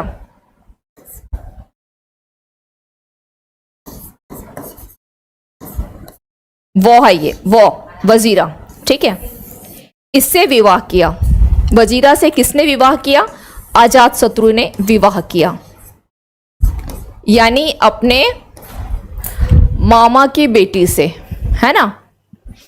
इतिहास ही ऐसा है कि मामा और भांजे में कुछ अच्छा रिलेशन नहीं रहा है, इतिहास ही कुछ ऐसा बन गया है। और ये जो इतिहास है ये केवल अतीत में नहीं है, वर्तमान में भी यही चल रहा है। इतिहास ही है कि संबंध अच्छे नहीं चलते हैं अधिकांशतः, और ये इसका एक कारण है प्रॉपर्टी विवाद, है ना। अगर आप इससे पहले का इतिहास देखेंगे तो कंस और कृष्ण का, इस इतिहास को देखेंगे तो प्रसेनजीत और अजातशत्रु मामा भांजे थे, नहीं चला, तो फाइनली इसने मामा की बेटी वजीरा से क्या किया, विवाह कर लिया, और काशी फिर से इसने प्राप्त कर लिया है। काशी क्या किया, पुनः प्राप्त किया, काशी फिर मिल गया, ठीक है, काशी पुनः प्राप्त किया। ओके, ये सब जानकारी कौन देता है? इस सब की जानकारी कहाँ से है? तो भगवती सूत्र जैन ग्रंथ का, वो भी बताता है, ठीक है। 16 महाजन की चर्चा की गई है, और गुंतर निकाय जो कि बौद्ध धर्म का ग्रंथ है उसमें भी ये चीज़ मेंशन है, ये जानकारी वहाँ से। अच्छा, किसने क्या हिस्ट्री रिपीट, ओके, यस, ठीक है। चलिए नाउ, अब इसने क्या किया, ये तो इसका जो युद्ध हुआ, इसने 2-3 युद्ध किए थे। तो एक तो काशी ले लिया प्रसेनजीत के साथ लड़ाई करके, दूसरा वज्जी संघ पे इसकी नज़र थी, लिच्छवी तो पहले से ही था, ठीक है। दूसरा क्या था, वज्जी संघ पे नज़र थी। तो वज्जी में चूंकि 8 संघ थे और उसके 4 जो है ना, वज्जी संघ के 4 बड़ी प्रमुख संघ रहे थे। एक तो वज्जी, दूसरा लिच्छवी, तीसरा ज्ञात्रिक और चौथा था विदेह, ठीक है। तो इसने क्या किया, बोला चलो ये वाला पार्ट तो हो गया, काशी यहां तक तो हमारा हो गया, ये काशी यहां आ गया। अब इसकी नजर गई यहां पर वज्जी में, ठीक है। इसने क्या किया, यहां पर दूसरा युद्ध किया किसके, और इस दूसरे युद्ध में उससे पहले इसने दिमाग लगाया। हम लोग बोलते हैं ना कि अंग्रेजों की नीति रही है राज, फूट डालो और राज करो, अंग्रेजों की नीति, लेकिन अंग्रेजों ने भी इस इतिहास को दोहराया है। यहाँ पर भी अजातशत्रु ने यही काम किया, फूट डाला, किसमें, वज्जी संघ में। चूंकि संघ था, और संघ क्या होता है, एक सिंगल तो था नहीं, वो फूट क्यों डाला, क्योंकि वो सिंगल, एक सिंगल नहीं है जनपद, वो 8 सदस्यों से या 8 कुल से मिलकर के बना था। जैसे वर्तमान में हम लोग बोलते हैं यूरोपियन यूनियन, है ना, अफ्रीकन यूनियन, जिसे G20 में अभी जो टोटल G20 में 20 जो देश थे, वर्तमान में अब 21 हो गए हैं। तो यूनियन में क्या होता है, कुछ अन्य देश भी शामिल होते हैं, तो वही ये संघ में कुछ अन्य देश भी इसमें शामिल रहे। अन्य देश से मतलब है यहाँ पर सदस्य बोला जाता था, जो हिस्टोरिकल आपका जो कह सकते हैं वर्ड यूज होगी, वो सदस्य या कुल यूज होता था। तो इसने क्या किया, बोला फूट डालो, फूट डाला, इनकी शक्ति कमजोर हो गई। शक्ति जैसे ही कमजोर हुई, इसने तुरंत क्या किया, यहाँ पर वज्जी का जो है वैशाली, जो कि लिच्छवी की राजधानी रही है या वज्जी संघ की राजधानी रही है, पूरे संघ की राजधानी थी वैशाली। इस पे क्या किया इसने, आक्रमण किया। बेचारे तो पहले से ही कमजोर हो चुके थे, इसने फटाक से क्या किया, मिला लिया किसमें, मगध में। मगध में इसने मिला लिया, ठीक है, मगध में इसने मिला लिया, शामिल कर लिया, मगध में इसने शामिल कर लिया, ठीक है। और इन सबों में एक इनका मंत्री था, वो आपको मिलेगा। इस तरह के लोग भी आपको मिलते हैं कि जब कोई कूटनीति काम करनी हो ना, महाभारत में देखेंगे तो मामा शकुनी है ना, महाभारत में मामा शकुनी नहीं होते तो शायद ऐसा भी बोला जाता है कि महाभारत नहीं होता, ऐसा माना जाता है। तो आपको ये कूटनीति वाले लोग जहां मिल जाते हैं तो संबंध खराब हो ही जाते, तीसरा पर्सन आ जाए तो इसने क्या किया, यहां पर इसका एक कह सकते हैं, क्या बोल सकते हैं वो, जिसको डिप्लोमेट बोला जाता है, ठीक है, या कूटनीतिज्ञ, डिप्लोमेट या कूटनीतिज्ञ, डिप्लोमेट। क्या नाम था उसका, वस्कार। वस्कार नहीं याद रहे, अगर ये याद ना रहे, अगर ये याद ना रहे तो बस ऐसे ध्यान रखिएगा, बस्कर, यानी अपनी जो तुम जो पॉलिटिक्स अपना रहे हो, कूटनीति कर रहे हो, बस उसको बस कर दो, यानी बस कर। अगर नहीं याद रहे तो इस तरीके से भी याद रखने की कोशिश कीजिएगा, ठीक है। ये हो गया। अब यहां पर जब वशकार की या वर्षाकार, ये नाम भी आपको कहीं मिलेगा, वर्षाकार, इसने बड़ा हेल्प किया था क्योंकि ये कौन था, इसका डिप्लोमेट था। ये कूटनीति को करने में इसने हेल्प किया अजात शत्रु की, ठीक है। तो ये हो गया आपका। तो अब यहां पर क्या होता है, रामायण में कैकेयी नहीं थी, रामायण में कैकेयी नहीं थी, तो ये आपको हर जगह मिल जाएंगे। चलिए अब हम लोग आते हैं, तो अब तक बिंबिसार केवल साउथ तक सीमित था, बिंबिसार केवल मगध का साउथ तक सीमित था। लेकिन इसने क्या किया, मगध में काशी को शामिल किया और यहाँ पर वैशाली तक पहुँच करके इसको कुछ इसको कुछ, मल को हटा दीजिएगा, मल अभी नहीं है, ठीक है, इसको कुछ ऐसा कर दिया, यानी गंगा नदी से ऊपर उत्तर की ओर, है ना, गंगा नदी से उत्तर, दोनों ओर, गंगा नदी का दोनों ओर, यानी मगध जो है गंगा नदी के यहां पर भी और इसके इधर भी, इन दोनों जगह पर क्या हो गया, आधिपत्य हो गया। किसके समय में, अजात शत्रु के समय में। ओके, ठीक है, समझ में आया, क्लियर हो गई कि जब इसने वैशाली को जीता तो वैशाली चूंकि गंगा नदी के उत्तर में है ना, और मगध क्या है, दक्षिण में है। तो इसने क्या किया, इसको ये अब आप देख लेंगे, तो इसने दोनों ओर को क्या कर लिया, दोनों ओर मगध का आधिपत्य हो गया, ठीक है। और जब इसने जो युद्ध किया तो युद्ध में इसने दो तरह के नए हथियार भी लेकर के आए थे। जैसे बिंबिसार ने क्या किया, पहली बार अपनी सेना में हाथी का प्रयोग किया। तो अजात शत्रु ने क्या किया, अजात शत्रु ने दो अस्त्रों के नाम लिख ले, महाशिला कंटक, महाशिला कंटक, ठीक है। और दूसरा अस्त्र क्या है, रथ मूषल। क्वेश्चन इस पर आए हुए हैं, रथ मूषल, इस पे क्वेश्चन जो है आया हुआ है, ठीक है। इसका प्रयोग किया, इसका प्रयोग किया,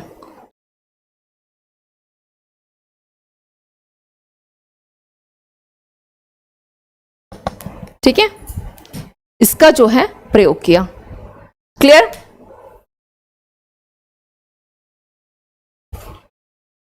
चलिए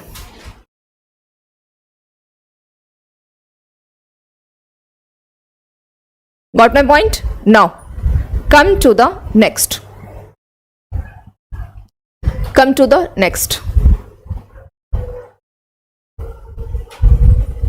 अब थोड़ा हम लोग देख लेते हैं, किसको देखते हैं, मल संघ। आपको यहां पे चलिए मल संघ को देख ले, मल संघ मैं दिखा दे रही हूं, यहीं पे एक नाम होगा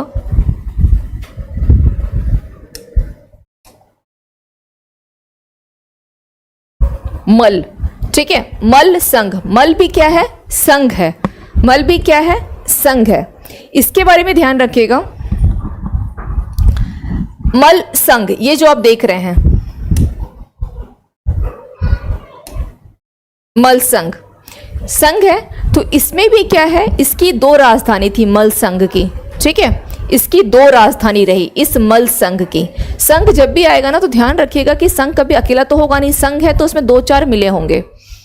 इस संघ में क्या हुआ, यहां पर इसकी दो राजधानी रही, कुशीनारा जिसे वर्तमान में कुशीनगर के रूप में जाना जाता है, और दूसरा था पावा, पावापुरी, पावापुरी जिसे वर्तमान में फाजिल नगर माना जाता है, उत्तर प्रदेश का फाजिल नगर, ठीक है। और अभी ये वर्तमान में कुशीनगर जो आपका जिला है उसी के अंतर्गत आता भी है ये फाजिल नगर, ओके।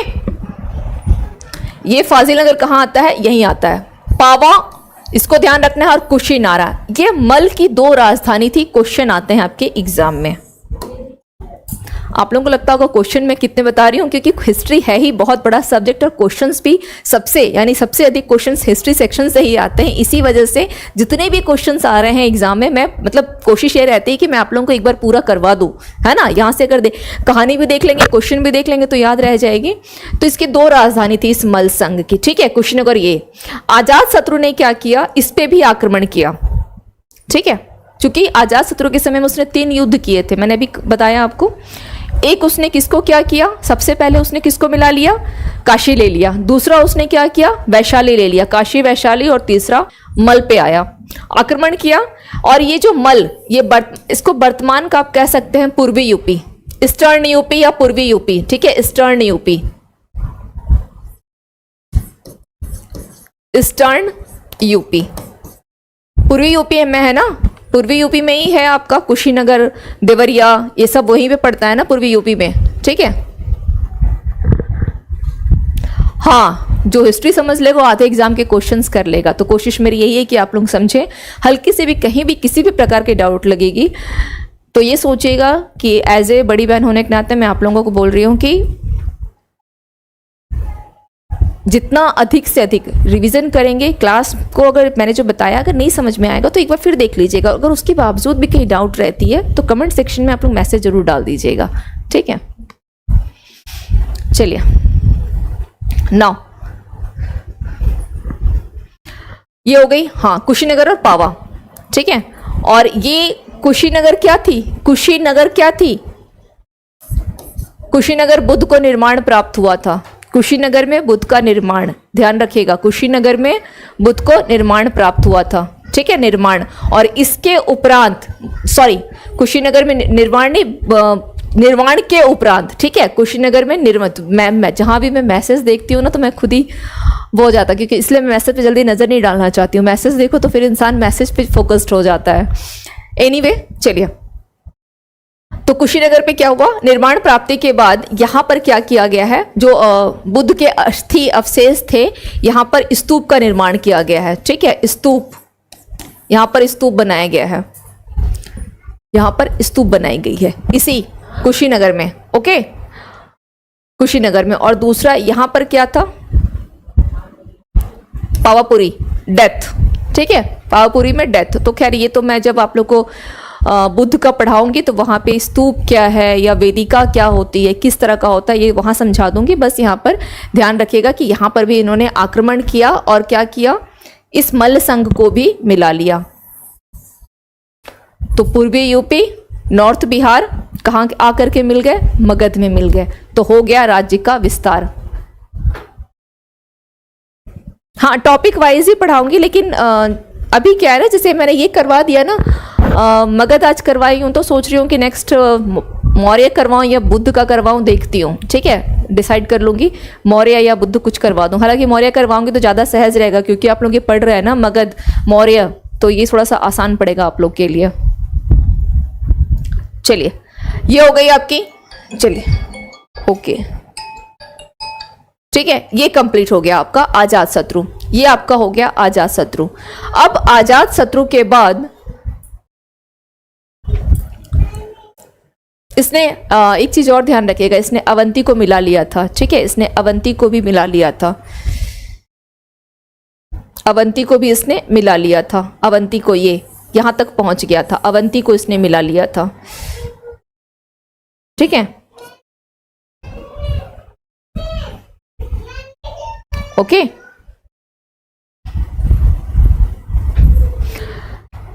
और इसके साथ एक पॉइंट और ध्यान रखिएगा, क्योंकि इसके समय में ना जो पाटलिपुत्र जिसको हम लोग देख रहे हैं कि वो राजधानी जो बना वो कैसे बन गया, तो इसकी थोड़ी सी शुरुआत जो है ये आपको बहुत, आई थिंक शायद बहुत कम बुक्स में देखने को मिले या फिर ना के बराबर हो।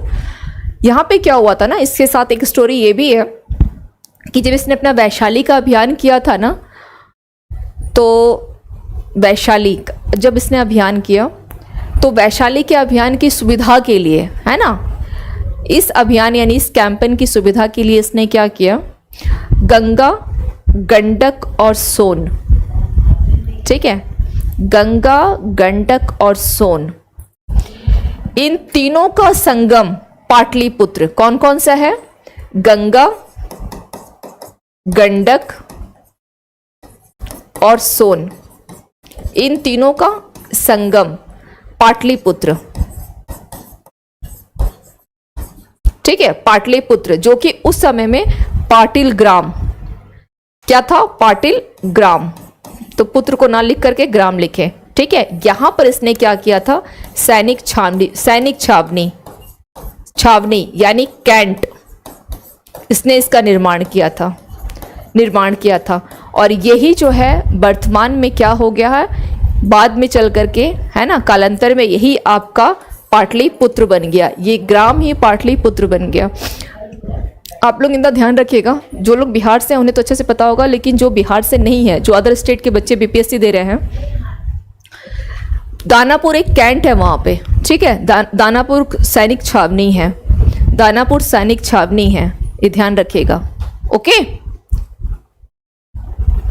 दानापुर क्या है, सैनिक छावनी। तो ये जो पाटलिपुत्र जो नाम जो आगे चल के आया ना, तो उदयन ने जो किया, उदयन ने क्यों ऐसा किया, क्योंकि उसे तो बना हुआ एक चीज मिल गया, विरासत में मिला, है ना, विरासत में मिला, वो उसके पिता की देन थी, आजाद शत्रु।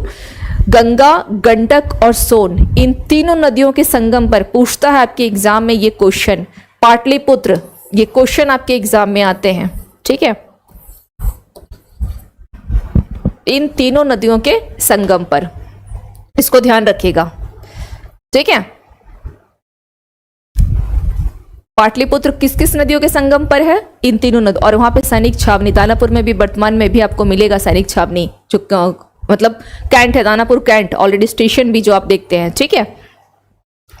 इसके पास ये भी एक सूचना आई थी, अवंती को लेकर के भी ये बहुत परेशान रहता था कि अवंती को जो इसने कब बोला ना कि ये इस पर क्या करता, आक्रमण करता, अवंती का क्या था प्लानिंग, इसको सुनने में आया कि कहीं वो आक्रमण करेगा, क्यों करेगा, इसका अवंती अगर इसके ऊपर आक्रमण करना चाह रहा था तो क्यों करना चाह रहा था, क्योंकि जब इसने अपने पिता को मारा ना, तो प्रसन्नजीत भी दुखी हुआ, और अवंती बिंबिसार से थोड़ा सा चंड प्रद्योत का रिश्ता अच्छा हो गया था, तो उसे लगा कि नहीं, इसके ऊपर आक्रमण करना चाह रहा था, बट लेकिन फिर नहीं किया, तो इसने अपने सोचा कि अगर कहीं आक्रमण कर ना दे, तो इसने अगेन जो किलाबंदी है ना, जिसको कि जरासंध ने करवाया था किलाबंदी, इसको, उस किलाबंदी को फिर से मजबूती दिलाया, ओके। उसने क्या किया, अगेन जिसको कहते हैं रिकंस्ट्रक्शन, ओके, इसने क्या किया उस किलेबंदी को लेकर के, और शिल्पकार था महागोविंद, जो कि बिंबिसार के दरबार का था, महागोविंद। ये क्वेश्चन ध्यान रखिएगा, क्वेश्चन ये पूछा जा चुका है महागोविंद को लेकर के। दानापुर कैंट ना, हाँ वो काफी चर्चित है दानापुर कैंट। दानापुर तो खैर अब तो बहुत ज्यादा उसमें चेंजिंग आ गई है दानापुर में, तो दानापुर कैंट बहुत पुराना है, ठीक है। तो ये जितने भी स्टोरीज हैं, all over stories about your Ajatashatru, okay. ये बौद्ध को भी माना और इसने जैन धर्म को भी माना, मतलब दोनों का फॉलोवर था ये। तो ये हो गई आपकी अजात शत्रु को लेकर के। बाकी जो स्तूप वगैरह जो इसका रहा वो हम लोग इस क्लास में नहीं करेंगे, जब हम लोग बौद्ध पढ़ेंगे तो वहां पे करेंगे, ठीक है। नाउ पहली बार सुना है ना, हाँ, तो इसको ध्यान रखिएगा। मैंने कहा ना कि आपको बहुत कम बुक में मिलेगी। इसके लिए क्या होता है ना, जो नया इन्फॉर्मेशन आपको पढ़ने के बाद थोड़ा सोचना पड़ता है, चीज़ों को कोरिलेट करना पड़ता है कि क्या क्या कहानी थी उस टाइम की, तो जाके आपको नई चीज़ कुछ मिलेगी। और एक बुक को आप जितनी बार भी पढ़ेंगे, जितनी बार पढ़ेंगे, इनफैक्ट मैं भी, ऐसा थोड़ी है कि हम लोग बुक नहीं देखते हैं तो हमेशा कुछ ना कुछ नया मिलता है, और ये सभी के साथ होता है। चलिए ठीक है, ये हो गई। अब हम लोग आते हैं किसके ऊपर, अब हम लोग आते हैं उदयन के पास। ठीक है, उदयन या उदाइन के पास आ जाते हैं। चलिए उदाइन के पास आते हैं, उदाइन को लेकर के चर्चा करते हैं। उदयन या उदाइन आपको ये नाम मिलेगा। सबसे पहले इसे भी बौद्ध ग्रंथ तो मानता है कि पितृहंता है, फादर किलर है, जैन धर्म नहीं मानता है इसे।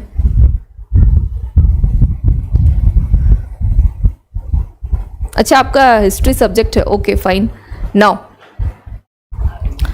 हाँ, यहाँ पे एक चीज़ ना देख लीजिए। सबसे पहले जब हम लोग उदाइन के पास जा रहे हैं तो उदाइन के पास जाने से पहले हम लोग एक चीज़ को कवर कर लेते हैं उदाइन के पास जाने से पहले, और वो क्या है उसको समझ लें।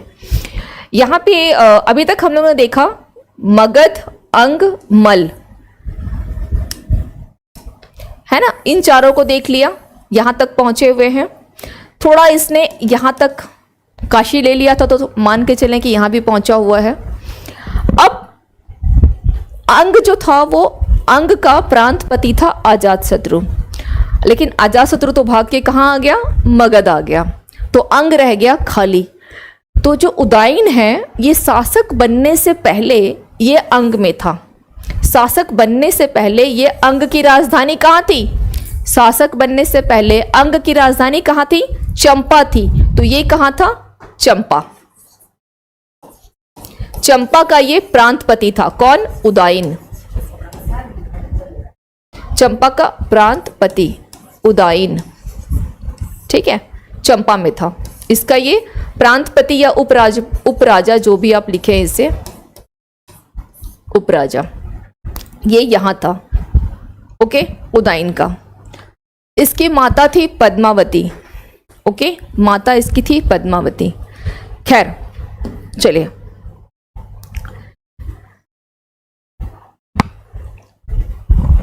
laid the foundation of Patliputra. Okay, Udayan laid the foundation of the city of Patliputra. Okay, at the confluence of two rivers, Son and Ganga.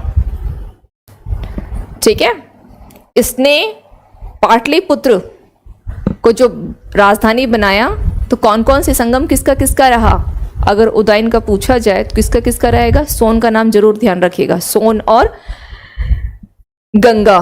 ठीक है, यानी गंडक, इसको भी ध्यान रखिएगा। इसके समय की घटना बस ये है कि इसका इसका समय की घटना ये है कि इसका जो प्रतिद्वंदी था, यानी इसका ओपोनेंट, प्रतिद्वंदी, ओके, ये अवंती। चूंकि अवंती का संबंध बिंबिसार के डेथ के बाद ही खराब हो गया था मगध के साथ, यानी अजातशत्रु बना तो अजातशत्रु तो सही नहीं था। तो इसने क्या किया, अवंती का एक गुप्तचर स्पाई था, उसने इसकी डेथ कराई थी। इसकी डेथ अवंती के गुप्तचर के द्वारा हुई थी, हत्या कर दी गई थी, इसकी हत्या कर दी गई थी। ठीक है, अवंती के गुप्तचर के द्वारा। इसके 3 शासक हुए, इसकी केवल एक ही उपलब्धि है, उदाइन की केवल एक उपलब्धि रही, जिसके लिए इसको इतिहास में याद किया गया, जो बोला भी जाता है कि इसने राजधानी को कहाँ से कहाँ ले गया था, तो ये राजधानी को राजगृह से हटा करके ये पाटलिपुत्र पहुंचा दिया था, राजगृह से हटा करके यह पाटलिपुत्र पहुंचाया था। यही उदाइन की जो है उपलब्धि है इतिहास में। इसके बाद फिर शासक हुए, इसके 3 बेटे हुए, कोई ढंग के नहीं थे, सबके सब ऐसे ही थे, है ना, सबके सब जिसको कह सकते हैं निर्बल शासक, विलासी शासक, लग्जरियस, है ना, एंड वीक, ऐसे शासक हुए। नाग दशक सबसे लास्ट शासक रहा, हर्यक वंश का सबसे लास्ट, लेकिन उसकी इस लग्जरियस एंड वीक को देखते हुए, यानी उसकी जो विलासता और उसका निर्बल को देखते हुए वहाँ की जनता परेशान हुई। फाइनली उन लोगों ने क्या किया, बोला कि इसे हटाओ, नाग दशक हट जाए ठीक है, नाग दशक जो है हट जाए और जनता में इसी व्यापक असंतोष के कारण किसको बना दिया गया, यहां पर शिशुनाग, शिशुनाग, ठीक है, विद्रोह हुआ और उन लोगों ने क्या किया, शिशुनाग, शिशुनाग चूंकि सेनापति था, कौन था यह, सेनापति था, शिशुनाग कौन था, यह सेनापति था।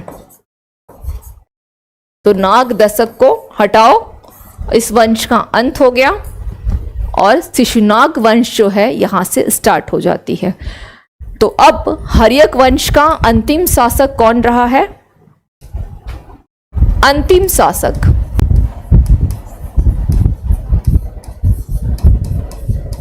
अंतिम शासक के वर्ड इसलिए लिख रही हूं, कभी कभी एग्जाम में पूछता है, नाग दशक, नाग दशक, ये अंतिम शासक था, नाग दशक, जिसे हटाया गया, ठीक है, और हटा करके इसका सेनापति शिशुनाग जो है वह शिशुनाग वंश की स्थापना किया और फिर आगे ये डायनेस्टी चलता रहा।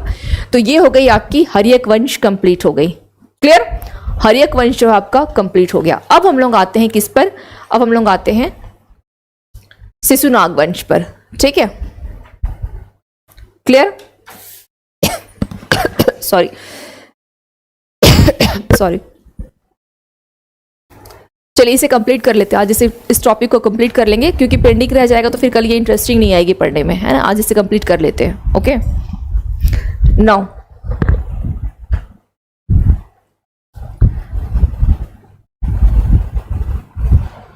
हाँ, शिशुनाग वंश, ओके, शिशुनाग वंश में हम लोग यहाँ पे कुछ चीज़ों को देखेंगे कि इसका स्थापना किसने किया, तो शिशुनाग, सेम शिशुनाग ही इसकी स्थापना था, सेनापति था, इसने इस वंश की स्थापना की, जो कि गवर्नर या हम कह सकते हैं कि मतलब अमात्य है ना, इनिशियली पहले क्या था, यह सेनापति, गवर्नर, राज्यपाल या इसका अमात्य वगैरह जो भी आप मान के चल के, ठीक है। नाउ इसने क्या किया, मैंने आपसे कहा था कि शिशुनाग वंश जो है आपकी जो मगध है इसकी राजधानी जो चेंज हुई, राजगीर, पाटलिपुत्र, वैशाली, इसी के समय में इसके जो शिशुनाग वंश की जो क्वेश्चन यहाँ से बनते हैं आपके एग्जाम में वह यह है कि इसके समय में राजधानी कहाँ रही, तो इसके समय में राजधानी थी वैशाली, वैशाली, यह एक इंपॉर्टेंट पॉइंट है, वैशाली, ठीक है, इसके समय की राजधानी वैशाली थी, वैशाली। इसकी अभी तक क्या हुआ था कि अवंती पर विजय किसी ने प्राप्त नहीं किया, ना तो बिंबिसार, बिंबिसार भी उसका दोस्त बना, ठीक है, आजाद शत्रु तो खुद ही उसको डर लग रहा था कि कहीं वो उस पर आक्रमण ना कर दे, उदयन का तो ये हालत, उदयन के समय में ये हालत रही कि अवंती का जो आपका हम कह सकते हैं एक स्पाई, गुप्तचर, उसने जाकर के उदयन को हत्या कर दी थी। तो अभी तक की तो स्टोरी ये रही, ओके, कंफ्यूज नहीं होंगे, बहुत आसानी समझ में आएगा, कंफ्यूजन नहीं होगी। क्लास को एक बार, क्लास को फिर से सुन लीजिएगा, कंफ्यूजन कहीं से नहीं होगी, ठीक है, एक बार ना, रिकॉर्डिंग वैसे भी लोग स्पीड बढ़ा के ही देखते हैं। जब शिशुनाग वंश आता है, शिशुनाग वंश के केवल 3 बार राजधानी जो है बदली गई है। इसने अपनी राजधानी वैशाली को बनाया और जो अब तक नहीं हुआ यानी अवंती, है ना, तो इसकी सबसे जो बड़ी मेन वो मानी जाती है, इसकी सर्वश्रेष्ठ उपलब्धि जिसको हम बोलेंगे वो है अवंती। इसको इसने क्या किया, शामिल कर लिया, अवंती राज्य पर इसने विजय प्राप्त कर लिया था, ठीक है, victory over Avanti, victory over Avanti, ठीक है। नाउ ये हो गई आपकी। तो अगर अब आप मैप यहां देखते हैं तो क्या क्या हो जाएगा, अवंती, वत्स और आपका कौशल, अवंती, वत्स और कौशल किस में शामिल हो गया, मगध में शामिल हो गया, ठीक है। इसका उत्तराधिकारी कौन था, इसका उत्तराधिकारी कालाशोक, कालाशोक, लेकिन इसका टाइम पीरियड जो रहा ना शासन का बहुत लंबा नहीं रहा, इसका टाइम पीरियड बहुत लंबा नहीं रहा, ठीक है। इसके समय में क्या हुआ था, जो आपका द्वितीय बौद्ध संगति, ठीक है, इसके समय में क्या किया गया था, कैपिटल ये रहा, और द्वितीय बौद्ध संगति हुई थी इसके समय में, द्वितीय बौद्ध संगति कालाशोक के समय में। तो इस एक पॉइंट को आप लोग लिख सकते हैं, ठीक है, द्वितीय बौद्ध संगति, कब हुई थी? दूसरी वाली 383 बीसी में। राजधानी कहां थी इसकी? वैशाली। ठीक है। सेकंड बुद्धिस्ट काउंसिल कहां किया गया? कहां किया गया? तो यह था आपका वैशाली में हुआ था, वैशाली। ओके, वैशाली में। और फिर बाद में ये जब टहल रहा था, घूम रहा था, तो महापदम नंद ने क्या की थी? इसको चाकू मार करके हत्या कर दी थी। महापदम नंद, इसने क्या किया? इसको चाकू मार करके हत्या कर दी। हालांकि इसके समय पे भी 10 शासक हुए थे। जो शिशुनाग वंश था इसमें भी 10 शासक हुए थे। ठीक है। लेकिन इस जो कि करीब 22 साल तक शासन भी किए थे, लेकिन कुछ खास यहाँ पे नहीं रहा। फाइनली महापदम नंद ने चाकू मार करके यहाँ पर क्या कर दी? हत्या कर दी। और उसके बाद स्टार्ट हो गया आपका नंदवंश। नंदवंश स्टार्ट हो गया। ठीक है।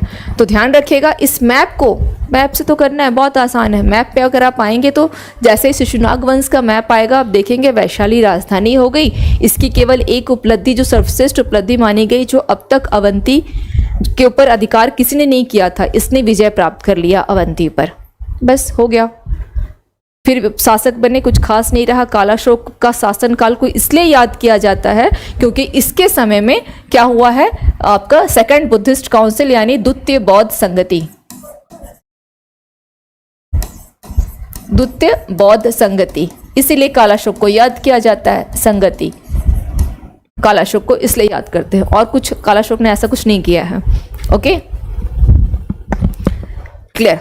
Now come to the next. अब आते हैं नंदवंश पे। नंदवंश पे, ठीक है। नंदवंश में देख लेते हैं क्या क्या हुआ है। तो नंदवंश का फाउंडर कौन है? महापदम नंद। नंदवंश का फाउंडर कौन है? महापदम नंद है। महापदम नंद जो है, इसके बारे में इसका इतिहास ये है, इससे जो सवाल एक पूछा जाता है कि इसको ये इतिहास का पहला ऐसा शासक है जिसको कि शूद्र शासक बोला गया है। ठीक है, शूद्र रूलर, शूद्र शासक, पहला ऐसा शासक है शूद्र शासक, है ना, महापदम नंद।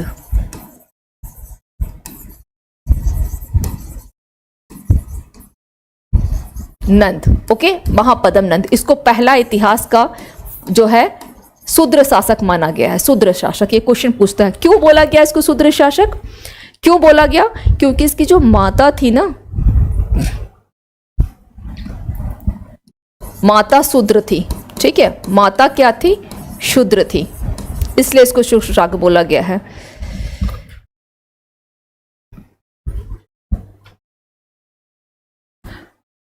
माता, हालांकि जो पिता शिशुनाग वंश के थे, पिता जो थे वो शिशुनाग वंश के ही थे। इनके माता तो ये थी, चलिए पिता का लिख लीजिएगा। पिता शुंग वंश का कह सकते हैं कि लास्ट जिसको शासक बोला जाएगा, शुंग वंश से। ठीक है, शुंग वंश का लास्ट शासक कौन था? महानंदीन। ठीक है, महानंदीन, महानंदीन थे, ये इनके पिता थे। लेकिन माता शूद्र होने के कारण इनको बोला गया। उसके पीछे भी कारण ये था, इनके फादर को, चूंकि इन्होंने विवाह किया था शूद्र से, तो इनके फादर को जो है वो सत्ता नहीं दी गई थी, जिसके कारण इन्होंने क्या किया था? अपने चाचा का हत्या किया, कालाशोक का हटा दिया, और खुद वो जाकर के सत्ता पे बैठ गए थे। ठीक है, खुद जाकर के है सत्ता पे बैठ गए थे। ओके, ये ध्यान रखिएगा।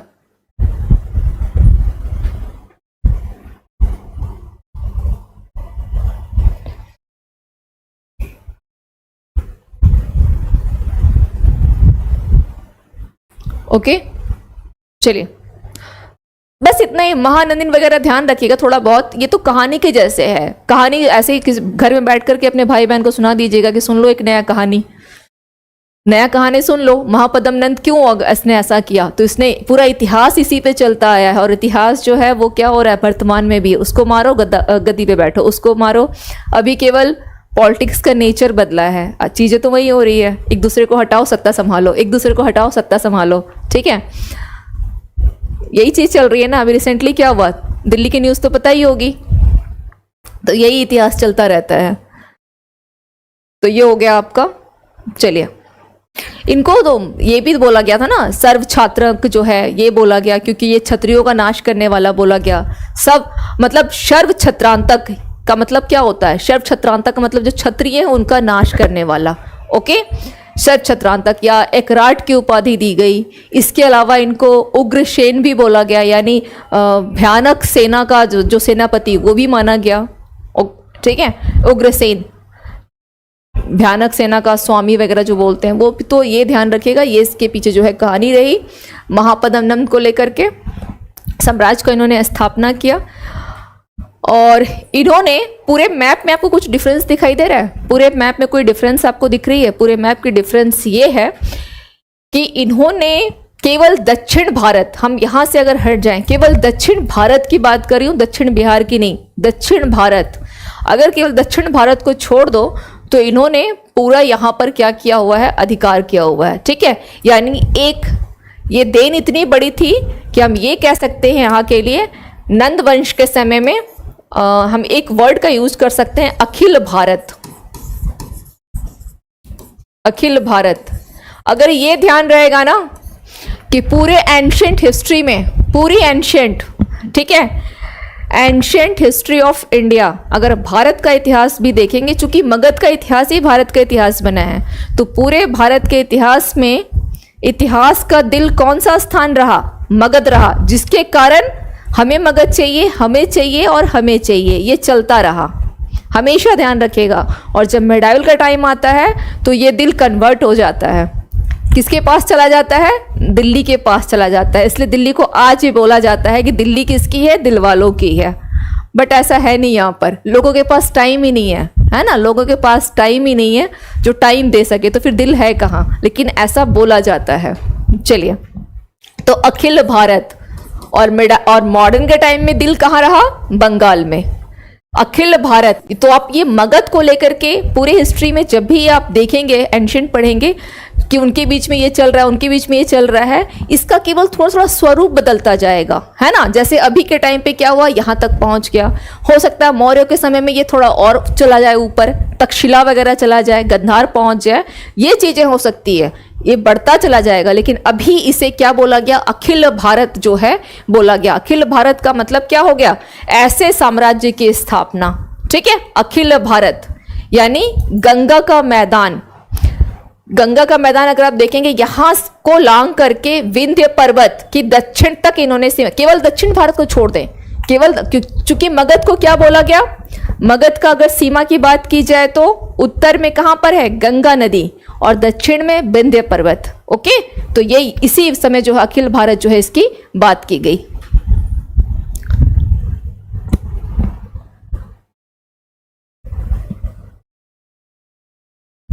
क्लियर? तो ये आपको समझ में आ गया। पूरे मैप को देखेंगे तो पूरे मैप को ध्यान रखिएगा कि इस प्रकार से, इसीलिए महापद्म नंद को क्या बोला गया है? संभवतः, ऐसा कहीं अभी तक श्योरिटी नहीं है, इसको एक जो चक्रवर्ती सम्राट जो बोला गया है ना, चक्रवर्ती इंपीरियर बोला गया है महापद्म नंद को। ध्यान रखिएगा, चक्रवर्ती सम्राट, संभवतः चक्रवर्ती सम्राट। वैसे इसकी उपाधि भी ध्यान रखिएगा, एकराट वगैरह की उपाधि जो इसको दी गई थी। ठीक है ना।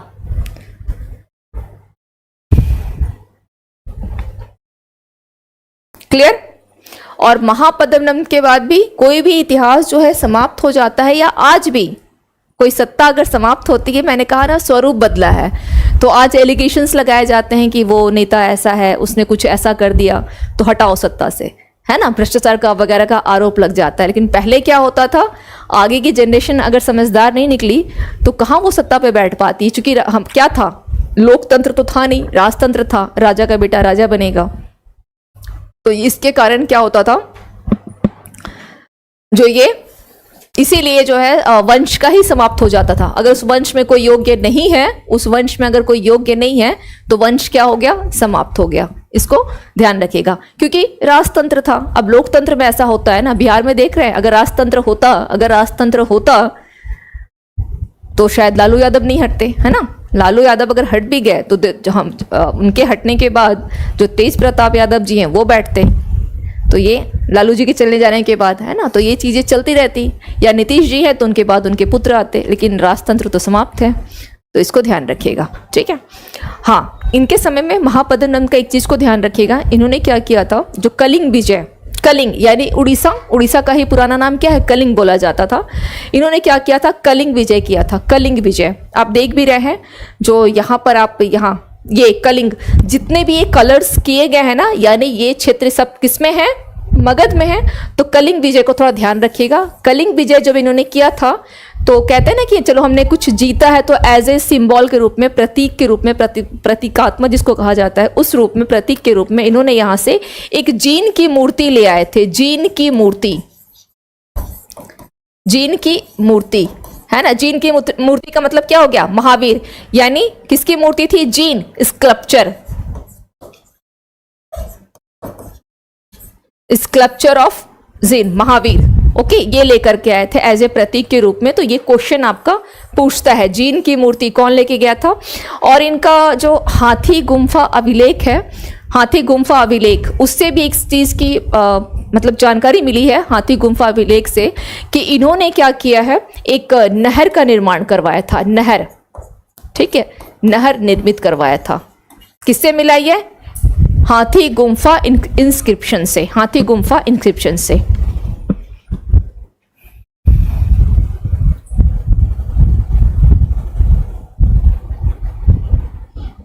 ओके, चलिए, तो ध्यान रखिएगा,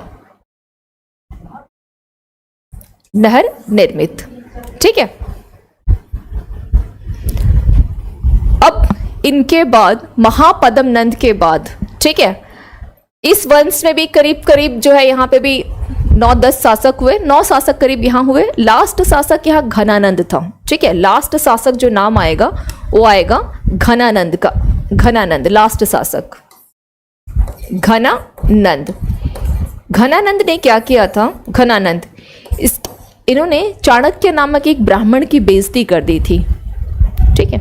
चाणक्य नामक एक ब्राह्मण था, ब्राह्मण, इसकी क्या की, बेइज्जती कर दी, बेइज्जती।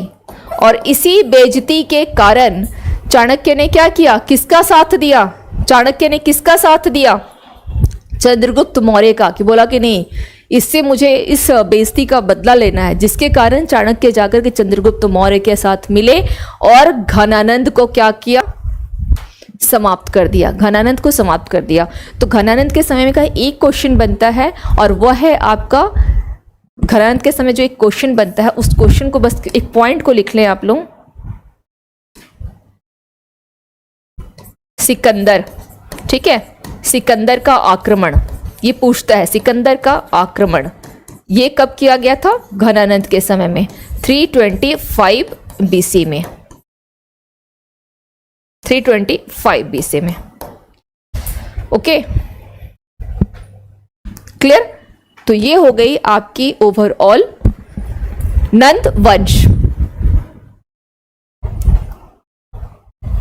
अब एक लास्ट की मगध के उत्कर्ष का जो कारण है, हालांकि ये मे बी चांसेस कम है, जब कॉन्सेप्ट अगर पूछेगा तो उस फॉर्म में आ सकता है, अदरवाइज ये मेंस के क्वेश्चन बनते हैं, मेंस में ये क्वेश्चन बनता भी है कॉन्सेप्ट के रूप में। इसको थोड़ा ध्यान रखिएगा कि अगर बाय चांस इस क्वेश्चन के अंतर्गत अगर सब क्वेश्चन दे दिया जाए कि मगध के उत्कर्ष का निम्नलिखित में से कौन सा कारण है और कौन सा नहीं है, तो इसके लिए थोड़ा सा इसको बस ध्यान रख लीजिएगा। 5 कारण, भौगोलिक कारण, राजनीतिक कारण, आर्थिक कारण, सैन्य कारण, सामाजिक कारण। भौगोलिक में पाटलिपुत्र, गंगा, गंडक और सोन नदियों के संगम पर, इसको ध्यान रख लेना है। दूसरा है आर्थिक कारण। अगर देखेंगे चूंकि नदी के किनारे है तो ऑलरेडी वहाँ की भूमि क्या होगी, उपजाऊ होगी, कृषि अच्छी होगी, तो ये एक कारण हो गया। और कृषि अच्छी होगी तो उनका आर्थिक विकास होगा, अर्थव्यवस्था सही रहेगा। राजनीतिक रूप से अगर आप देखेंगे तो उत्कर्ष का क्या कारण है, इसके जो शासक थे वो भी क्या थे, वो भी मतलब योग्य शासक रहे, है ना। जो कोई यहाँ पे सभी के सभी तो योग्य नहीं रह सकते हैं, लेकिन जो योग्य शासक हुए उन्होंने क्या किया, साम्राज्य का विस्तार किया। तो जैसे कि बिंबिसार, अजात शत्रु, उदयन की कुछ खास भूमिका नहीं रही, फिर भी इतिहास में चलो पाटलिपुत्र राजधानी तो बनाया उन्होंने, है ना। इसके अलावा हम शिशुनाग को देख लेंगे या हम महापद्म नंद को देख लेंगे ना। और सैन्य कारण में क्या रहा, पहली बार हाथियों का प्रयोग, अस्थायी सेना, ये सब जो हम कह सकते हैं एक उपलब्धि रही। और सामाजिक कारण में रूढ़ि विरोधी जो है समाज रहा। कैसा था? रूढ़ि विरोधी। तो इसके कारण जो है मगध का उत्कर्ष हुआ और ये रही पूरी आपकी मगध को लेकर के। अब मैंने जितने भी पॉइंट्स बताए हैं अपार्ट फ्रॉम दैट क्वेश्चंस जो आपके नहीं आएंगे इसके अलावा, तो इसको फिर से पढ़ाई कर लीजिएगा। एक बार वीडियो को मेरी थोड़ा सा भगा के देखने की कोशिश कीजिएगा। तो मैंने बहुत रिलैक्स होकर के बहुत आराम से मैंने आपको पूरी कहानी बताई है और कोशिश यही की कि आप समझ सकें, ठीक है, इसलिए मैंने बहुत रिलैक्स होकर के बताया आपको। हाँ, कल क्लास है और कल आप लोगों का मैं MCQs करवाऊंगी। अभी तक जो मैंने 4-5 या 3-4 टॉपिक करवाए हैं उसकी कल MCQs करवाऊंगी विथ एक्सप्लेनेशन।